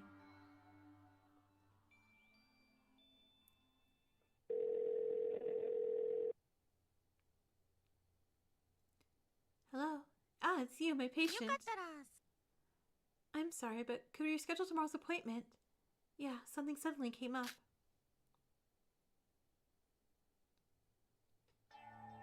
Yuki, please. Okay, what another gorgeous CG, dang. After that day, whenever she wasn't working, whenever she had a spare moment, Yoriko was always searching for the white-haired magical girl. If the person from the rumors truly was her friend, then Kaguya had no choice but to find him. There was only one reason. Because he was her friend. Aside from Sora, who remained in the virtual world, waiting through endless time, he was the only friend still alive in reality. If she had even the slightest clue about his whereabouts, it was only natural to search for him. But was it impossible after all? I suppose so. If it were that easy to find, I would have found him long ago. Trip on something, be in danger a little bit. Several weeks had passed, but Kaguya was unable to find the white-haired magical girl. Even though there were plenty of reported sightings on social media and elsewhere during that time, He never appeared before Yoriko's eyes. She even began to wonder if the magical girl was deliberately avoiding Yoriko. Neda! I don't know why you won't meet me, but if it's your choice, I'll respect it. There must be a reason, right? Yoriko finally decided to give up. Wanting to meet Yuki might perhaps have been nothing more than Yoriko's own selfish desire. With the help of Yoriko, Yuki transitions back to being a boy, and now he's known as a white-haired magical boy. Yeah, I mean, could do that too. Maybe now simply isn't the right time. If she doesn't grow impatient and just waits, perhaps she'll be able to meet someday. As long as he was alive, that was enough. Even if it was only a reported sighting on social media, simply confirming he was alive was something gained. Let's go back. Starting tomorrow, I'll focus on my counseling again. Just as Yoriko finally gathered her thoughts and was about to return to her everyday life. Yes, it happened! Maybe? Oh no, wait, no. Not yes, oh no. Wait. The way Yoriko was looking for Yuki the same way she was trying to search for her friend she talked about in her FTEs. Oh my, sorry. Every time it's like something reminds you something about what happened, I'm like, oh my god, yeah. What? Who are you people? She had sensed a strange presence, and before she knew it, several men and women were standing behind Yoriko. With cold, expressionless faces, they silently stared at Yoriko. This is the woman, right? Yeah, she's one of the next generation symbols of hope. Counselor. Good. Looks like we found the right one. Those damn hope freaks. Oh god, no! No, it's all connected. Like, yay, but I was like, if we take this one with us, the Queen of Despair will be very pleased as well. If capturing her life proves difficult, you can just kill her. No. Even that alone would mean one less piece of hope left in this world. Huh? Queen of Despair? What is that supposed to? Iraho will be very upset. You guys are remnants of despair? I can't believe there's still people like you around. This is the only time you'll be act so relaxed. Once the Queen of Despair regains her strength, the world will be swallowed by despair once again. So, become a sacrifice for despair. Sorry, was that a sword sound? The remnants of despair drew their weapons. There were 5 of them. It wasn't a large number, but Yoriko was alone. You know, a large number. That is a large number of people to jump you. She's running. Cut her off. Yoriko sprinted at full speed without looking back. It was reckless. Coming this far in such a secluded place in such a night had been a mistake. The world may have stabilized a great deal, but some parts were so like this. A world once consumed by despair doesn't heal so easily. What should I do? What should I do? Can I contact Ray? No, it'll be too late. It'll take at least 10 minutes just to reach the nearest part of town. What do I do? What do I do? Yoriko tried to think of some way to survive as she ran. But it was hopeless. Kaguya had no weapons, and she hadn't learned any self-defense either. It was very late at night, and since the streets had not yet begun to recover, there were few people around. It was no wonder the remnants of despair were roaming about. Yoriko kept blaming herself for not being careful. Do you really want to die in a place like this? He survived even monsters worse than Mekaru.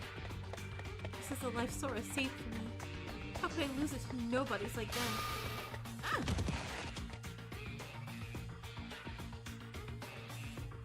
Just as Yoriko was steeling herself, she ended up tripping over a stone and falling. A sharp pain shot through her ankle, and when she tried to stand again, her body wouldn't obey. Soon after, the sound of remnants of despair's footsteps could be heard not far away. Sora! As her last remaining hope faded away, Yoriko could only squeeze her eyes shut and call the name of her dear friend. Trembling in fear, Yoriko braced herself for the despair that was about to descend upon her.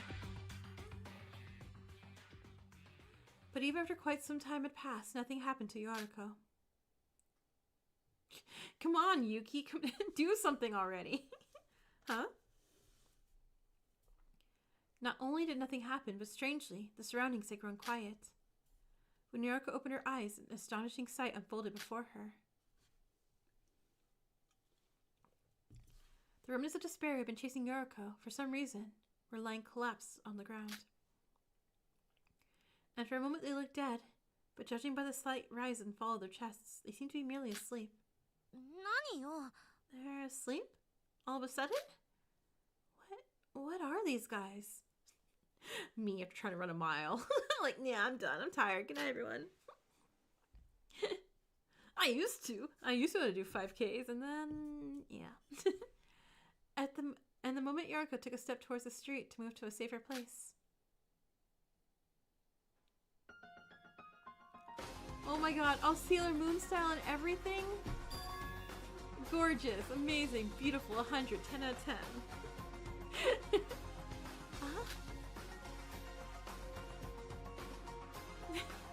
There she was. Bathed softly in the moonlight, there stood a figure, the white-haired magical girl. Sora? No, that's not it. Yuki.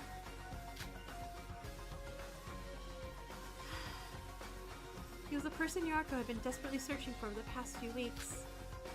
She called that name, but the white-haired magical girl gave no reply. And without even looking at Yoriko's face, the figure turned and began walking away to somewhere unknown. Yuki! Wait!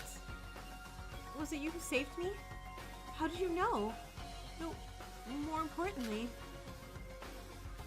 I've been looking for you this whole time. What happened? Have you been doing okay? After that day, what? Your two favorite teachers in the entire duology right here. In her confusion, this is a gorgeous scene. I love this CG. In her confusion, Yoriko blurted out words at random, unable to organize her thoughts. And then she realized something. Why she hadn't been able to meet Yuki until now, and why Yuki wasn't saying a single word. She recalled the last image of Yuki she had seen at Utsuro. Something only Kaguya knew from that day. No, Yuki wasn't the only one Yoriko remembered. This is so wallpaper worthy, right? All the memories of that day. Everything she had seen and heard on the island. The place that had turned her life upside down flashed through her mind like streaks of light.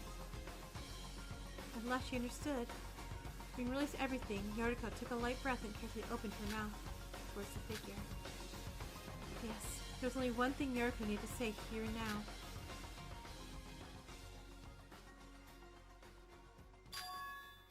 Thank you. I'm okay now.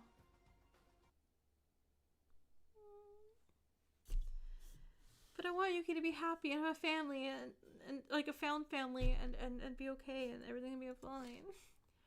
As if she had been waiting for those words, the figure finally began to slowly turn around and looked at Yoriko's face. Tell me, let me see.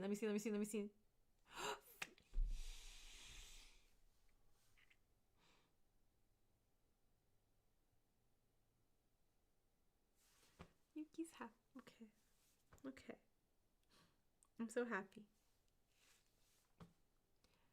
Okay. You could have... I mean... Yuki's happy, I'm happy. If Yuki's happy, I'm happy. My face. Your baby's happy. Baby's happy. I said today's your last session as well, ma'am. Truly, thank you for everything all this time. That's a Yuki smile, that's a Yuki smile. Thank you for everything all this time. I don't know how I could ever repay this kindness. There you go saying that again. I told you, didn't I? The one who overcame those emotional wounds and stood back up was you. Entirely through your own strength. If you truly feel that grateful to me, then please, help other people as well. There's still many people in this world who have been hurt just like you were. Doctor. I understand. I'll make sure to become someone who heals other people's wounds as well. Alright then, please take care on your way home. And please always be careful on dark roads at night.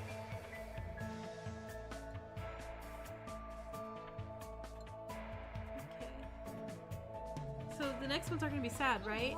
We're gonna end all this on happiness. Everyone's gonna be happy from now on. Oh, I worked hard again today. I'm exhausted. As soon as her consultations were over, Yoriko immediately switched into off mode and threw herself on the office sofa, without even turning on the lights. There were dozens of people each day who sought counseling from her, the symbol of the next generation's hope.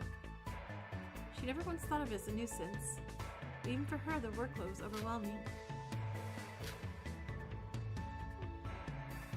After that day, Yoriko returned once more to an ordinary life, with nothing particularly special about it. There were gonna be happy ones, trust.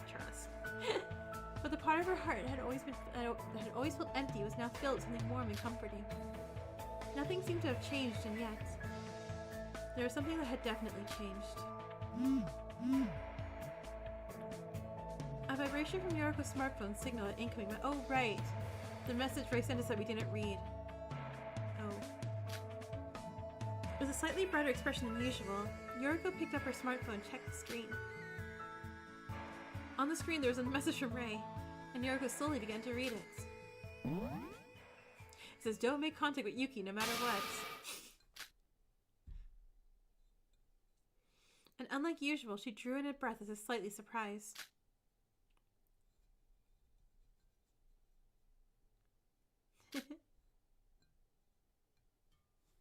And gently showed a small smile.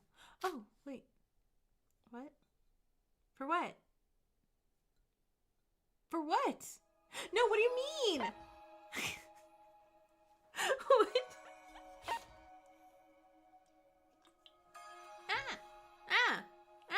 Shinji! Cliffhanger.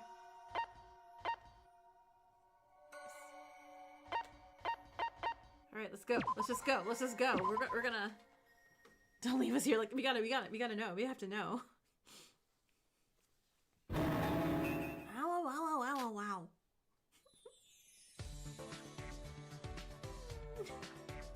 I was like, and he got no.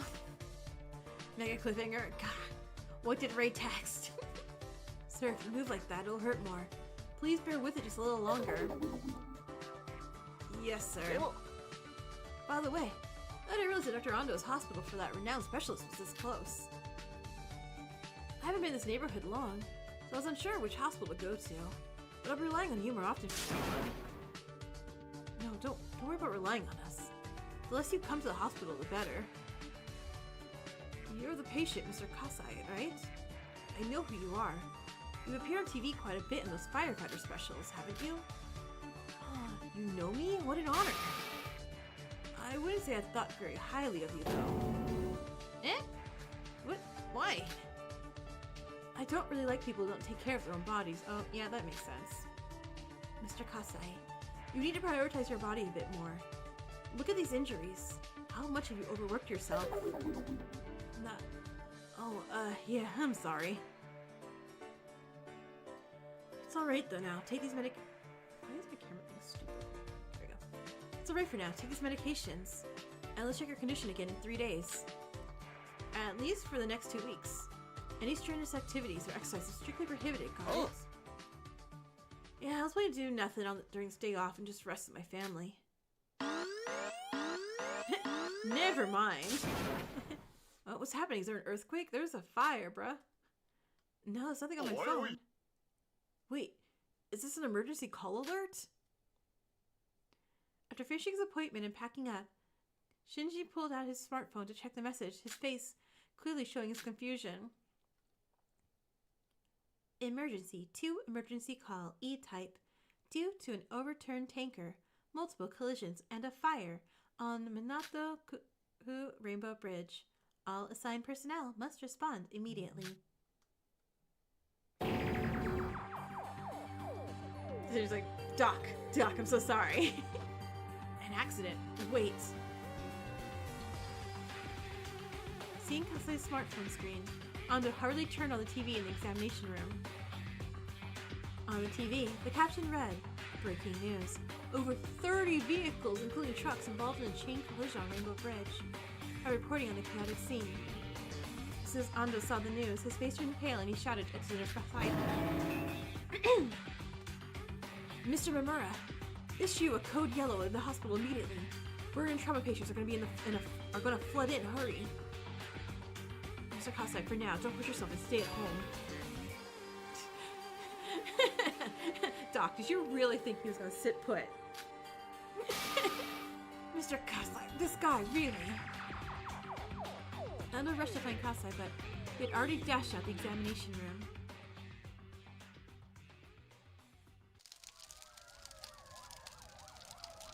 Brr, it's cold in here. It hurts. Is anyone there?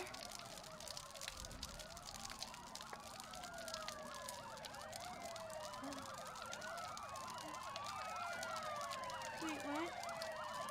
No, she'll be okay, because Shinji's here, and Shinji's an ultimate. The child was groaning when piles of twisted metal pressing down onto their small body. Though the piles of twisted metal blocked their view, they could roughly understand the situation from the screams of people and the wailing sirens. But they were in hell right now. The flames surrounding the child were heating up the cars that had turned into twisted metal, but the child couldn't feel heat. Is that... No, it's not an Ori. It's a kid. It's just a little kid. An Ori-like child, yeah. Which is gonna make Dr. Ando feel a little uneasy, I bet. The child, on the contrary, felt cold. If they could move their body, they would have wanted to jump into the flames. Mom? It hurts. How did it come to this? It was supposed to be a fun family trip. So why were they suffering like this here? The child, unwilling to accept the sudden misfortune, clung desperately to a thread of hope, but... Sure enough, by the time the screams around them began to subside, the child's perseverance slowly started to run out. Hey, Shinji. Shinji! He'll come. The hero will show up. Clinging to a fragile thread of hope, the child quietly murmured amidst the fading senses that a miracle would happen, and just like that they had seen in the comics, a hero would appear and save them. Holding on to that belief, they refused to let go of the thread of consciousness. However, the child was wise and intelligent for their age. Unfortunately, that's why they could understand that comics are just comics, and in reality, such a hero would suddenly appear. At that very moment, the child, realizing the truth, was finally able to let go of everything and slipped into a deep sleep. I'm in Shinji, yeah? With a brilliant light pouring, a hero appeared.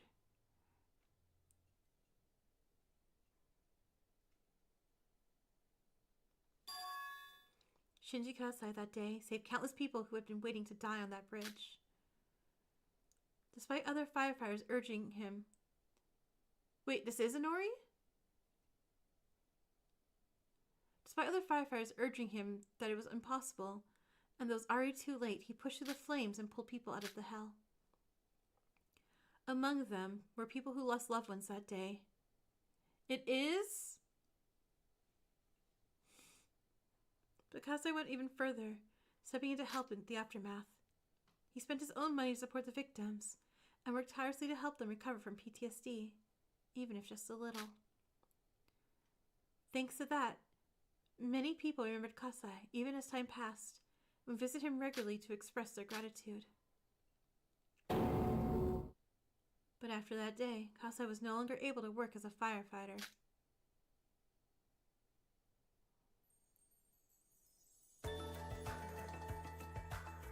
How's your health these days, Dr. Kasai? Hey! Mr. Kasai. Yeah, well, it's always the same. Thanks to Dr. Ando, I'm able to move around. Even though you're a firefighter, I guess there's no way for it to get worse. I'm sorry. Huh? What for? That day, I should have done whatever it took to stop you from going to the scene. If I hadn't pushed you that hard back then, your health wouldn't have deteriorated like this, and you wouldn't have to quit being a firefighter. Ah, doctor, you're saying that again. If you don't feel responsible, it's not your fault. Even if I hadn't gone to emergency bridge that day, I would have overexerted myself in a similar situation eventually. Moreover, those were decisions I made on my own. It's entirely my responsibility for not listening to you. Mr. Kasai, you're truly an amazing person. I respect you. I'm sorry for the rude words I said when we first met, like not thinking highly of you. Wow, Doctor, please lift your head. You're just as incredible as anyone else. Aside from that, speaking of the Rainbow Bridge, it just reminded me. It is Kanata. How's Kanata doing? Kanata? Of course! Recently the rehabilitation is all finished, and they're going back to school. Oh, that's a relief. Kanata is such a bright girl, so I'm sure they'll grow up to be an amazing person in the future. Would it be okay if I visit soon? I haven't seen them since they were discharged. Hey, now I'm back to hating Kenji again, just saying. Now I'm just real sad again. Kenji, where'd you want to go? Vegas? You're not going to Vegas. We're not taking you to Vegas.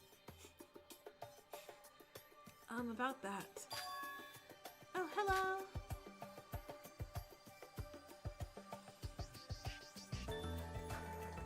So cute. She's so cute.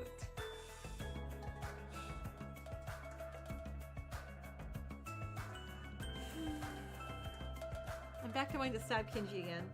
Kenji! You're lucky you don't have a command on here, because I just like Mikado way more. Is that Kanada? What are you doing here? Actually, when I told him that Mr. Kasai was coming for an appointment today, he insisted on meeting you and followed me all the way to the examination room to say hello. Isn't that so? You cute little thing. It's good to see you. How you been? Yeah. Mr. Kasai? Huh?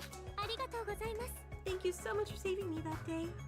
I really want to say this to you in person. I don't think I was able to properly speak back then because of the after effects of the accident. Kanata. I already told my father, but I want to become a doctor. Doctor? Like Dr. Ando? Yes. I want to become an amazing person like you and my father, and save people too.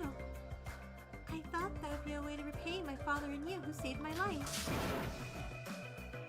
What did you say? Dr. Ando, is this child really an elementary school student? How's a child with such an admirable and mature way of thinking? Kanata has always been a smart child, even before meeting us. I'm often amazed by them as well. Mr. Kasai, do you think I can become a great doctor? The best! The best, Inori! Ah! Of course, Kanata. You'll one day be the hope of the medical field, following Dr. Ando's footsteps.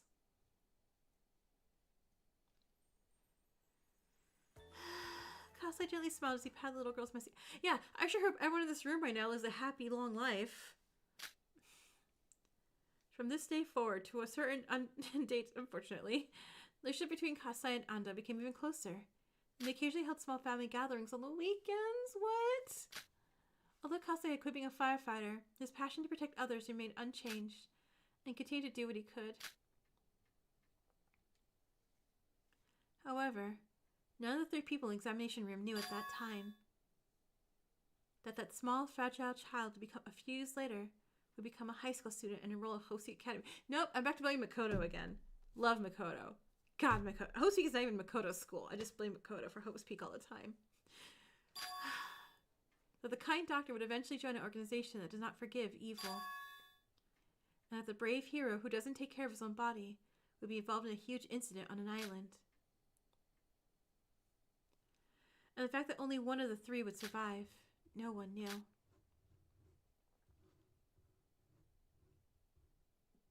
So the next one's gonna be happy, right? Devil-eyed detective, that's gonna be real happy, right? It's Setsuka, who I love. What bad could happen here? Blame Utsuro, he started Hoop Speak. Yeah, blame me, you did. Hoop Speak sucks. Why would anyone have to go to Hoop Speak? It's a stupid school.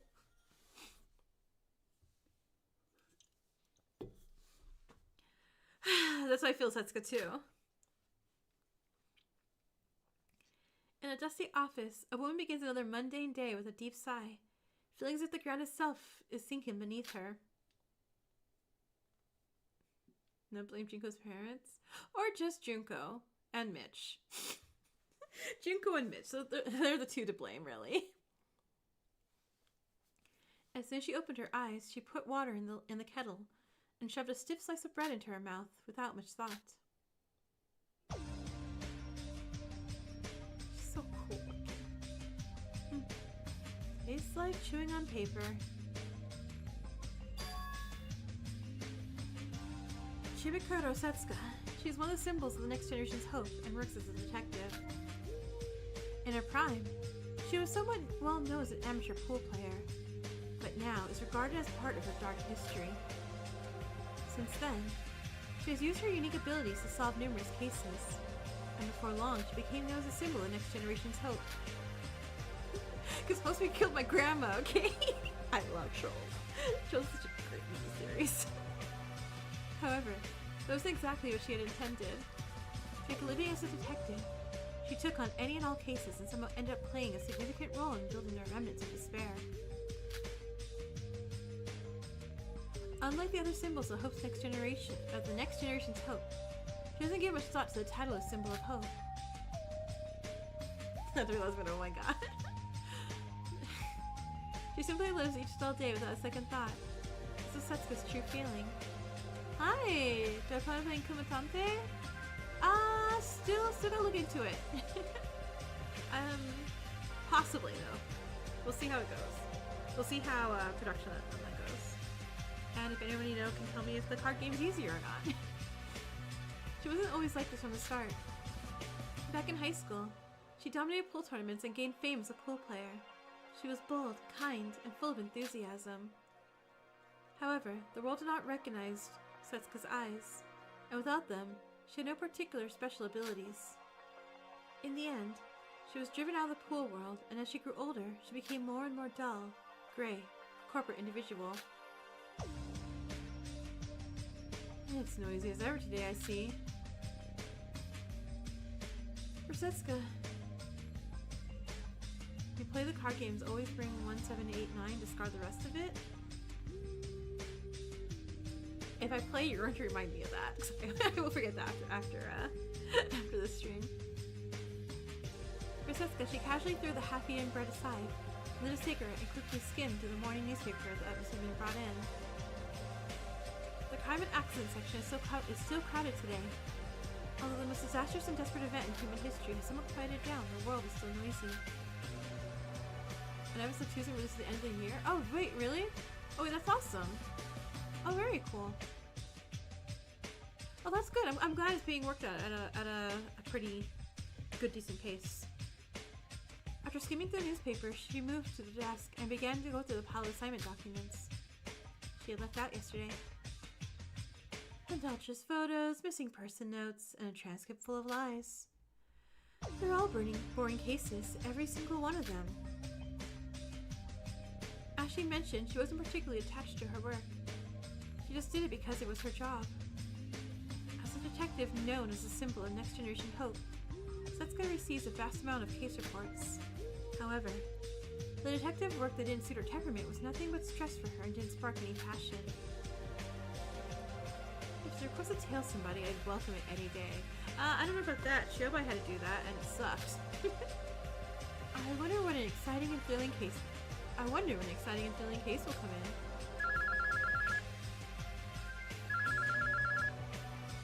At that moment, the sharp sound of the telephone broke the silence. She crushed a cigarette in the ashtray and with a smirk and a hint of anticipation picked up the receiver. The work never stops now. I do remember Kumatante. I remember liking the zombie girl and the conspiracy person. I think those two are my favorite when I did the demo all that time ago. Yeah. Yes, this is the Chibikuro Detective Agency. Where did you say? The Kisaragi Institute.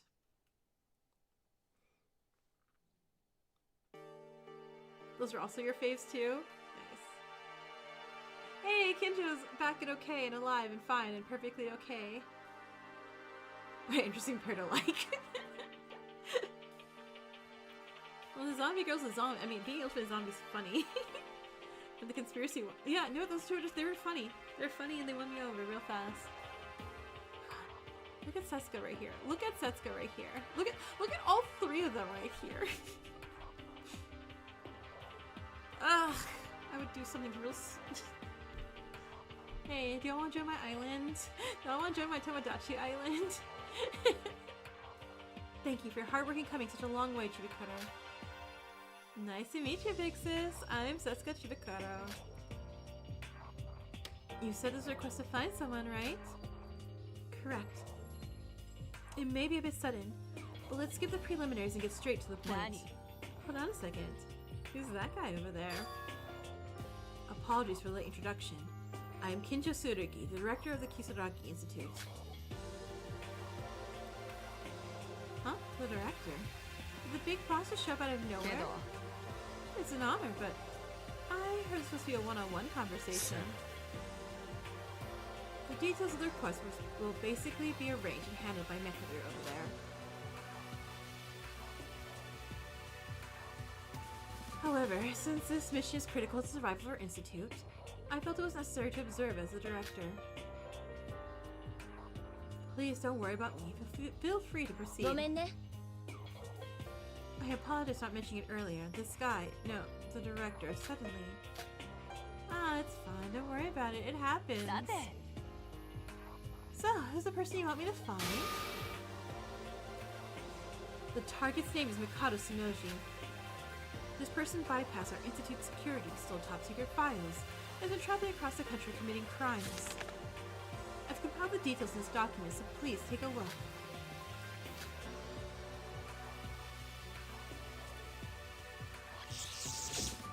Chibikaro received the file folder from Mekaru, and before opening it, she slowly opened her right eye, which had been tightly closed. Then, she slowly opened the file folder and flipped through the pages at incredible speed. It was less like looking and more like a movement, as if she were counting the pages. After flipping to the last page, Chibikaro closed the file folder and once again closed her right eye. God, that's so cool! That's so just flexing on everybody in the world. Amazing. Amazing, Setsuka. Okay, I read it all. I see. So this is that rumor, Devil Eye. Glad you're able to figure it out so quick. Sometimes I just get asked whether I do things haphazardly. Any bit of information would be helpful. If you learn anything about Tsunoji Mikado through those eyes, please contact the Institute immediately. Since this is our top priority, it'll be directly connected to me, the director, Kenjo. Got it.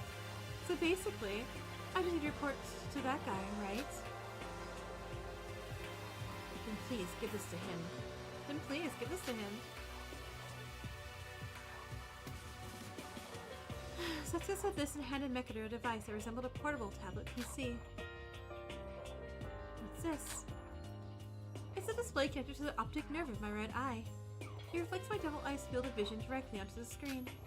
If anything suspicious comes up during the investigation, I'll open my eyes and start recording, so it might help if you're watching. Connected to the optic nerve. Did you have this device custom made somewhere? Yeah, I had it made by the Kisaragi Foundation a while ago. The Kisaragi Foundation, you say? Kenjo, who had been silently listening to the conversation up until now, reacted to the unexpected name that came from Chibikaro's mouth. Imagine if there was a 2x2? With these graphics, I would I would do a little murder for that. It's nothing. I briefly owed them a favor before the disappearance incident happened. Anyway, that's why I took this case as well. That name sounded familiar, so... Kisaragi Institute. You guys have been quite famous already. You guys have been quite famous lately, haven't you? What's the relationship between you and the Kisaragi Foundation? Well? Mekaru shot a quick glance at Kenjo, as she carefully was observing his reaction. Kenjo fell silent again without saying anything. However, he couldn't hide the fact that he was still quite surprised. It won't happen. Yeah, it's probably not gonna happen, but it's fun to imagine. Is it something you're unable to say? That's fine.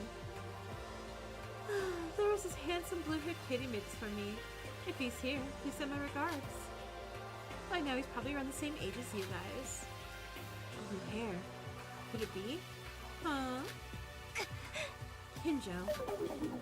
It's nothing, I'm sorry. What a letdown. Anyway, are we done? Should I begin investigating now? Nani? What? Do you still have something to say? No, but I like how straightforward you are. Dodai? Pretty different from what you imagined, huh? はいはい。 Not really, no. It's alright, I get that a lot. Being called the next generation hope or whatever has been having that cool image forced onto me. It's a bit troublesome. Still, I do enjoy your quest to find people. It's fun. It's fun. It's been a while since I've gotten this excited. Thank you. I'll be counting on you. さて、 Oh, I'll contact you if anything comes up.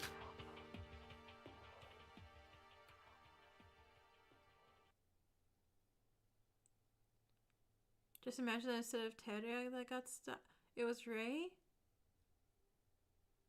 I'm gonna cry either way. What? Feeling somewhat better, Chibukuro left the Kisaragi Institute with light steps. They were strangely fascinating people, Chibukuro thought. However, her task remained unchanged. As always, she would take the case and complete the mission. With a slight surge of energy after a long time, Chibukuro opened her right eye, recalling the contents of the file folder she had seen earlier, and made her way back to the car and parked. However, Chibukuro didn't know. She did not know the significance of the person who made her tablet, and what kind of connection he had to two people at the Kisaragi Institute. Chibukuro also didn't know. She didn't know that this case would be the last one of Setsuka's life. Hey, last one, do you want to be happy? Empty world, do you want to be happy, empty world? What if we go back? What if we just go back to this one and then stop it before we meet Akane and Yuki? Fine, and then we'll end the stream like that instead.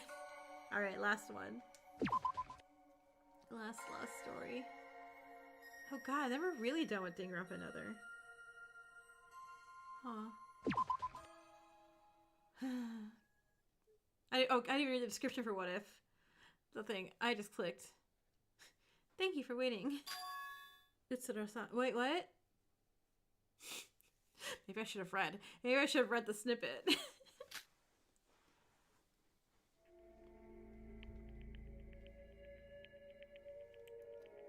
This time, I tried making a cute bow tie. Oh, we're in the digitalness. Oh my god. Hey, so summer's fine, right? Right? I mean, I know I'm stuck in like almost like an eternity in like in digital empty world. But like, you're fine, yeah? It might suit you better than expected. I guess I'm quite talented, aren't I? How does it look, Utsuro-san?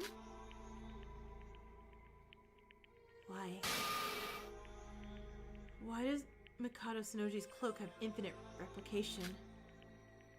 Oh, you mean your thoughts on that? I see. Could it be a bug? I've already given up on trying to figure it out.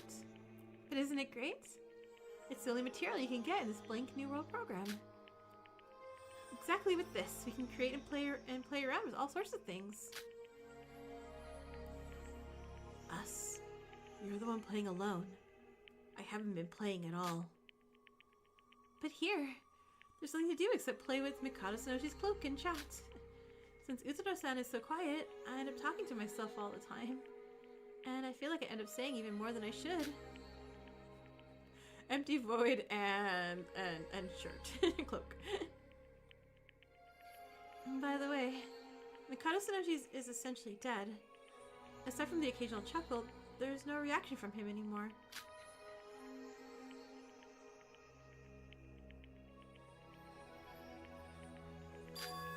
Now that you mention it, you don't need to add san to my name anymore. Oh? I see. I didn't know. I suppose that's natural. You've already spent more time here than the time experienced by the memories of Teruya Akane. Hey, don't say that. What does time even mean here? No, it's a good thing. It seems like you've finally been somewhat freed from the shackles of Teruya Ootori. The you who isn't Teruya Ootori, if you think about it, is someone who's been affected by both me and Teruya Ootori. Mikado's dead and got an ad for insect repellent, just in case he's not dead enough. Sora. Huh? There's something I want to ask. Wow. The sun will rise in the west tomorrow, huh? For you to start the conversation first, Utsuro-san. Of course, here, neither the sun nor the moon rises. What if, even just for a moment, if fate or some new power equivalent to it were to appear in the real world, what would you do then? What do you mean by that? Isn't the lucky fortune with me right now?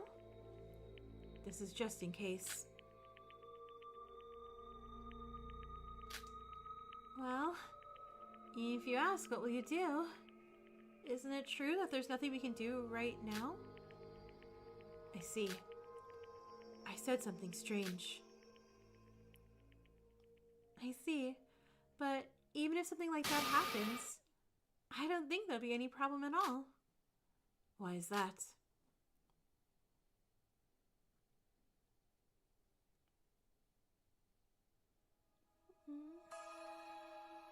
I'm sure he said this during the final moment of parting with them that day. I asked them to live with all their might. Among the people who heard that,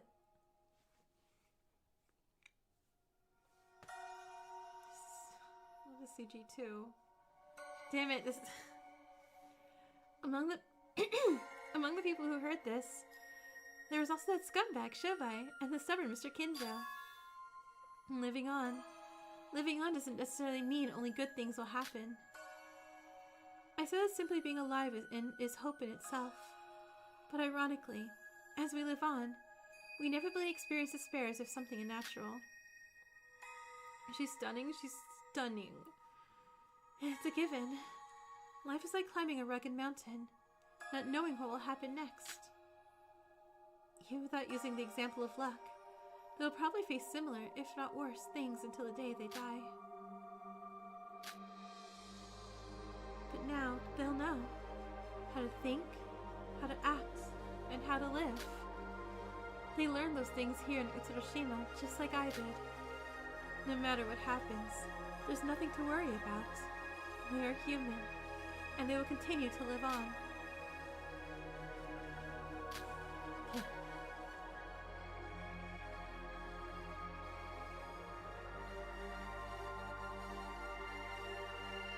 Now, let's leave the matters of the real world to the people of the real world. For now, what should we make for Mr. Sonoji's cloak? Any ideas, Utsuro? Quick, the two protagonists of two characters to see in the end. Yeah. In the end. Is there nothing else to do but that? Of course. Well, this time. This is part of a conversation they had on a certain day, long after the end of the New World program, when countless days had passed. It was officially part of the last conversation data recorded by the New World program.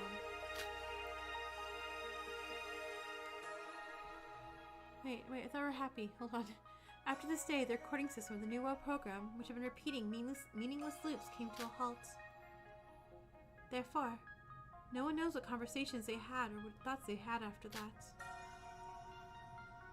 However, someone will remember them.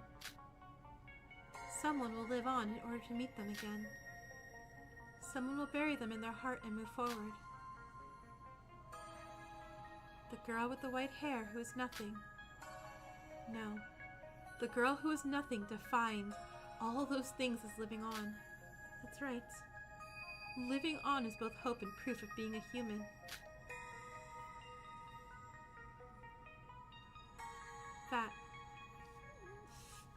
That is truly the symbol of hope. Will you ever say sorry? No, this is it. This is it. This is the end. You know what? No. I think this is a better option than a whole nother game. Because a whole nother game means a killing game again, right? In this world. And I want to believe that this world healed. Like, it had a lot of work to do, but it's sort of telling, you know, the survivors to live on with everyone, you know. I think this world healed. I think actually, rather than another 3, it ends right here. I miss Sora so much. She's best. She's such a good protagonist. And it's so true, right?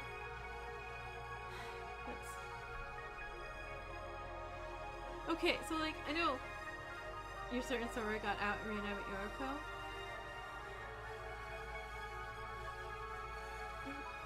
Could be. Oh yeah, and that's it, isn't it? Hope? Just like maybe it did. That's a good way to think about it. Yeah, so I love these. Because Yoriko's AI girlfriend. Because like hologram her in like a Vocalite or something. Yeah, so favorite one. Oh, this is hard now, because I love Empty World. I hear Magical was good too. Okay, I think Institution was my favorite. Wait, what happened to Kenjo after funeral service? Kenjo, come back. It's a Danganronpa 1, another 1 and 2. Absolutely, this was a beautiful series, and I remember at the end. Again, 3 years ago now. Jeez. And the other two, I was like, oh man, I sure wonder what happens after, you know, everything. Kenjo went to therapy. Yeah, you know, that's my hope and my belief. Kenjo went to therapy too. This was a great, and I know it's like so much later than when it was done, but this was a great send off to the series. These little extra ones. Because I feel complete now. I feel like everything's wrapped up, right? Like, I don't think there's anything left unknown. Like, you know what happens to Ira and Shobai. Even, you know, their story's not, you know, 100% like neatly wrapped in a bow. We still know what happened to them. We know that Yoriko's doing okay. And we know that, you know, in a way, Sora's okay, regardless of what happens. And I love that. So yeah, thank you guys all for being here on a Saturday. I appreciate it. You're back at the very end as I'm about to like about to pay out the top fans. Yeah, so top fans, Davi, you're gonna get 1,000 for 675 XP. I think that's a record. That feels like a record, Davi. It was like putting a cute little bow on the gift that's already the story, right?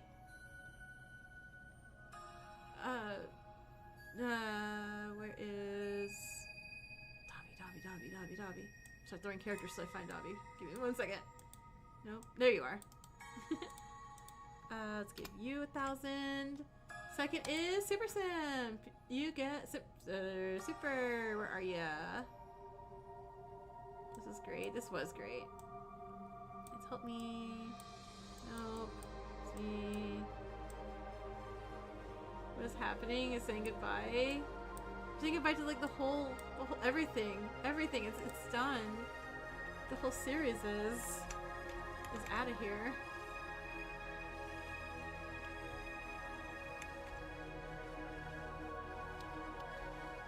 Because I'm trying to find people. I'm trying to find people in this.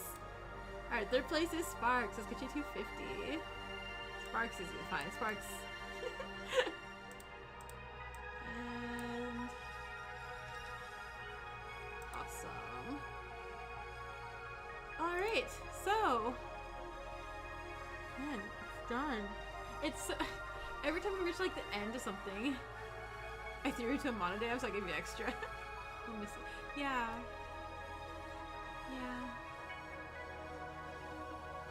Guys, it's done. It's so like I already had a feeling of it was done last time, and I'm like, it's really, really done. This is the it for this game. But I enjoyed it, and I love the updated graphics. The updated graphics are great, and I'm gonna go save some of the CGs off of this for desktop wallpapers and stuff. Condition of Mary. So yeah, thank you guys for being here, and next week is gonna be, as usual, Round of applause for Inesha giving it. Yeah, yeah. I'm blown away just how amazing this is. So some of the Discord too. Oh yeah, absolutely. Good a series. God, it ended beautifully. It really did, and it's so nice. They're really a red queen of despair and Kata and Sora. So yeah, next week is going to be in Stars in Time Act 5. Act 5 already. And Live or Die Chapter 5. Are we in the last chapter of Live or Die? I gotta figure that out. I'm just gonna probably go to sleep knowing he is traumatized. That's what chapters are. Like, yeah, don't worry, we're all traumatized. We're good. Alright. Again, thank you guys for being here. I know we're in a little bit late, but I wanted to get this done. I wanted to get this done because I was gonna leave myself on cliffhanger. 6 chapters? Okay, so not done yet. So I still have more time for the cosplay. Got it, got it.